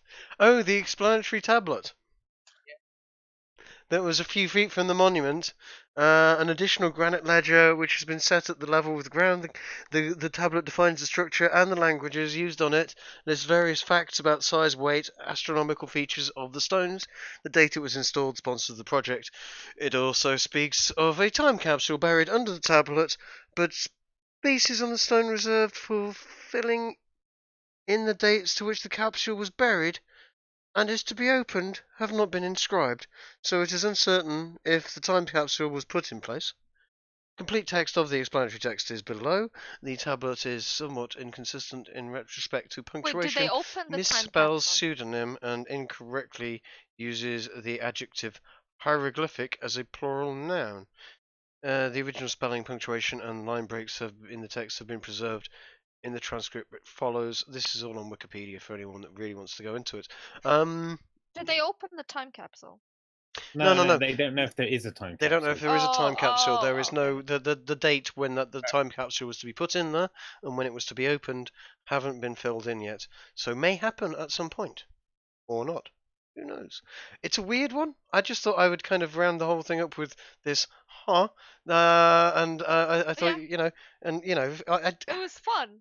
Yeah, it's a bit more fun and it's a bit more tinfoil hat, but actually kind of weird. So yeah, anyone that wants to look up something it's weird, aliens. it's aliens. It's the Illuminati. It's apparently according to it definitely not a Jewish conspiracy according to Ez, because they would have paid less for it. Apparently. He's so right. He's so right. Absolutely, though. totally so. In Hebrew. It's in lots of languages. It's in lots of languages, man. Spanish, English, Swahili, Hindi, Hebrew, Arabic. Are you Aramaic? Traditional. I keep on trying to say Aramaic instead of Arabic. I don't know why. Traditional Chinese and Russian. I think it's just because I've been watching nonsense from the 80s and 90s, like Stargate recently. Keep on running into. You don't need to age yourself, Troy. Look, do not mess with Stargate. Stargate, that was a show. That was a genius show. Yeah. Hey, Troy. Atlantis. Yeah. Let's see if you're a proper Stargate nerd. Mm-hmm. Elshek Nimron. Elshek Nimron. Sorry, I don't speak Jafar.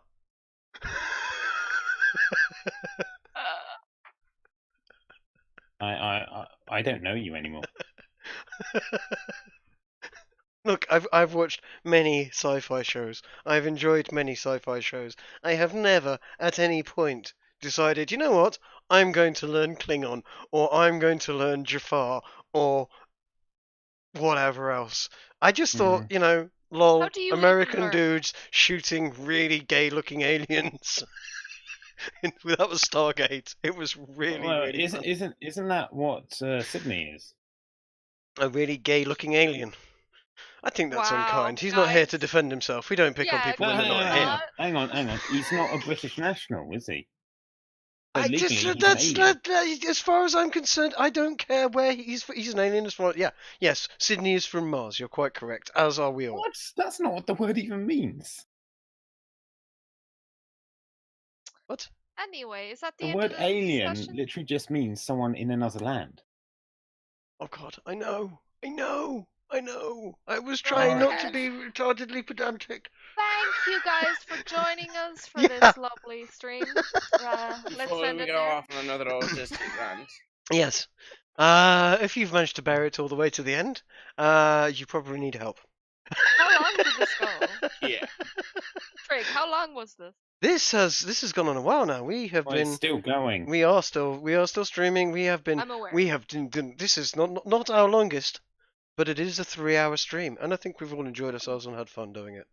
So, yeah, it's been fun. Pat on the back and all.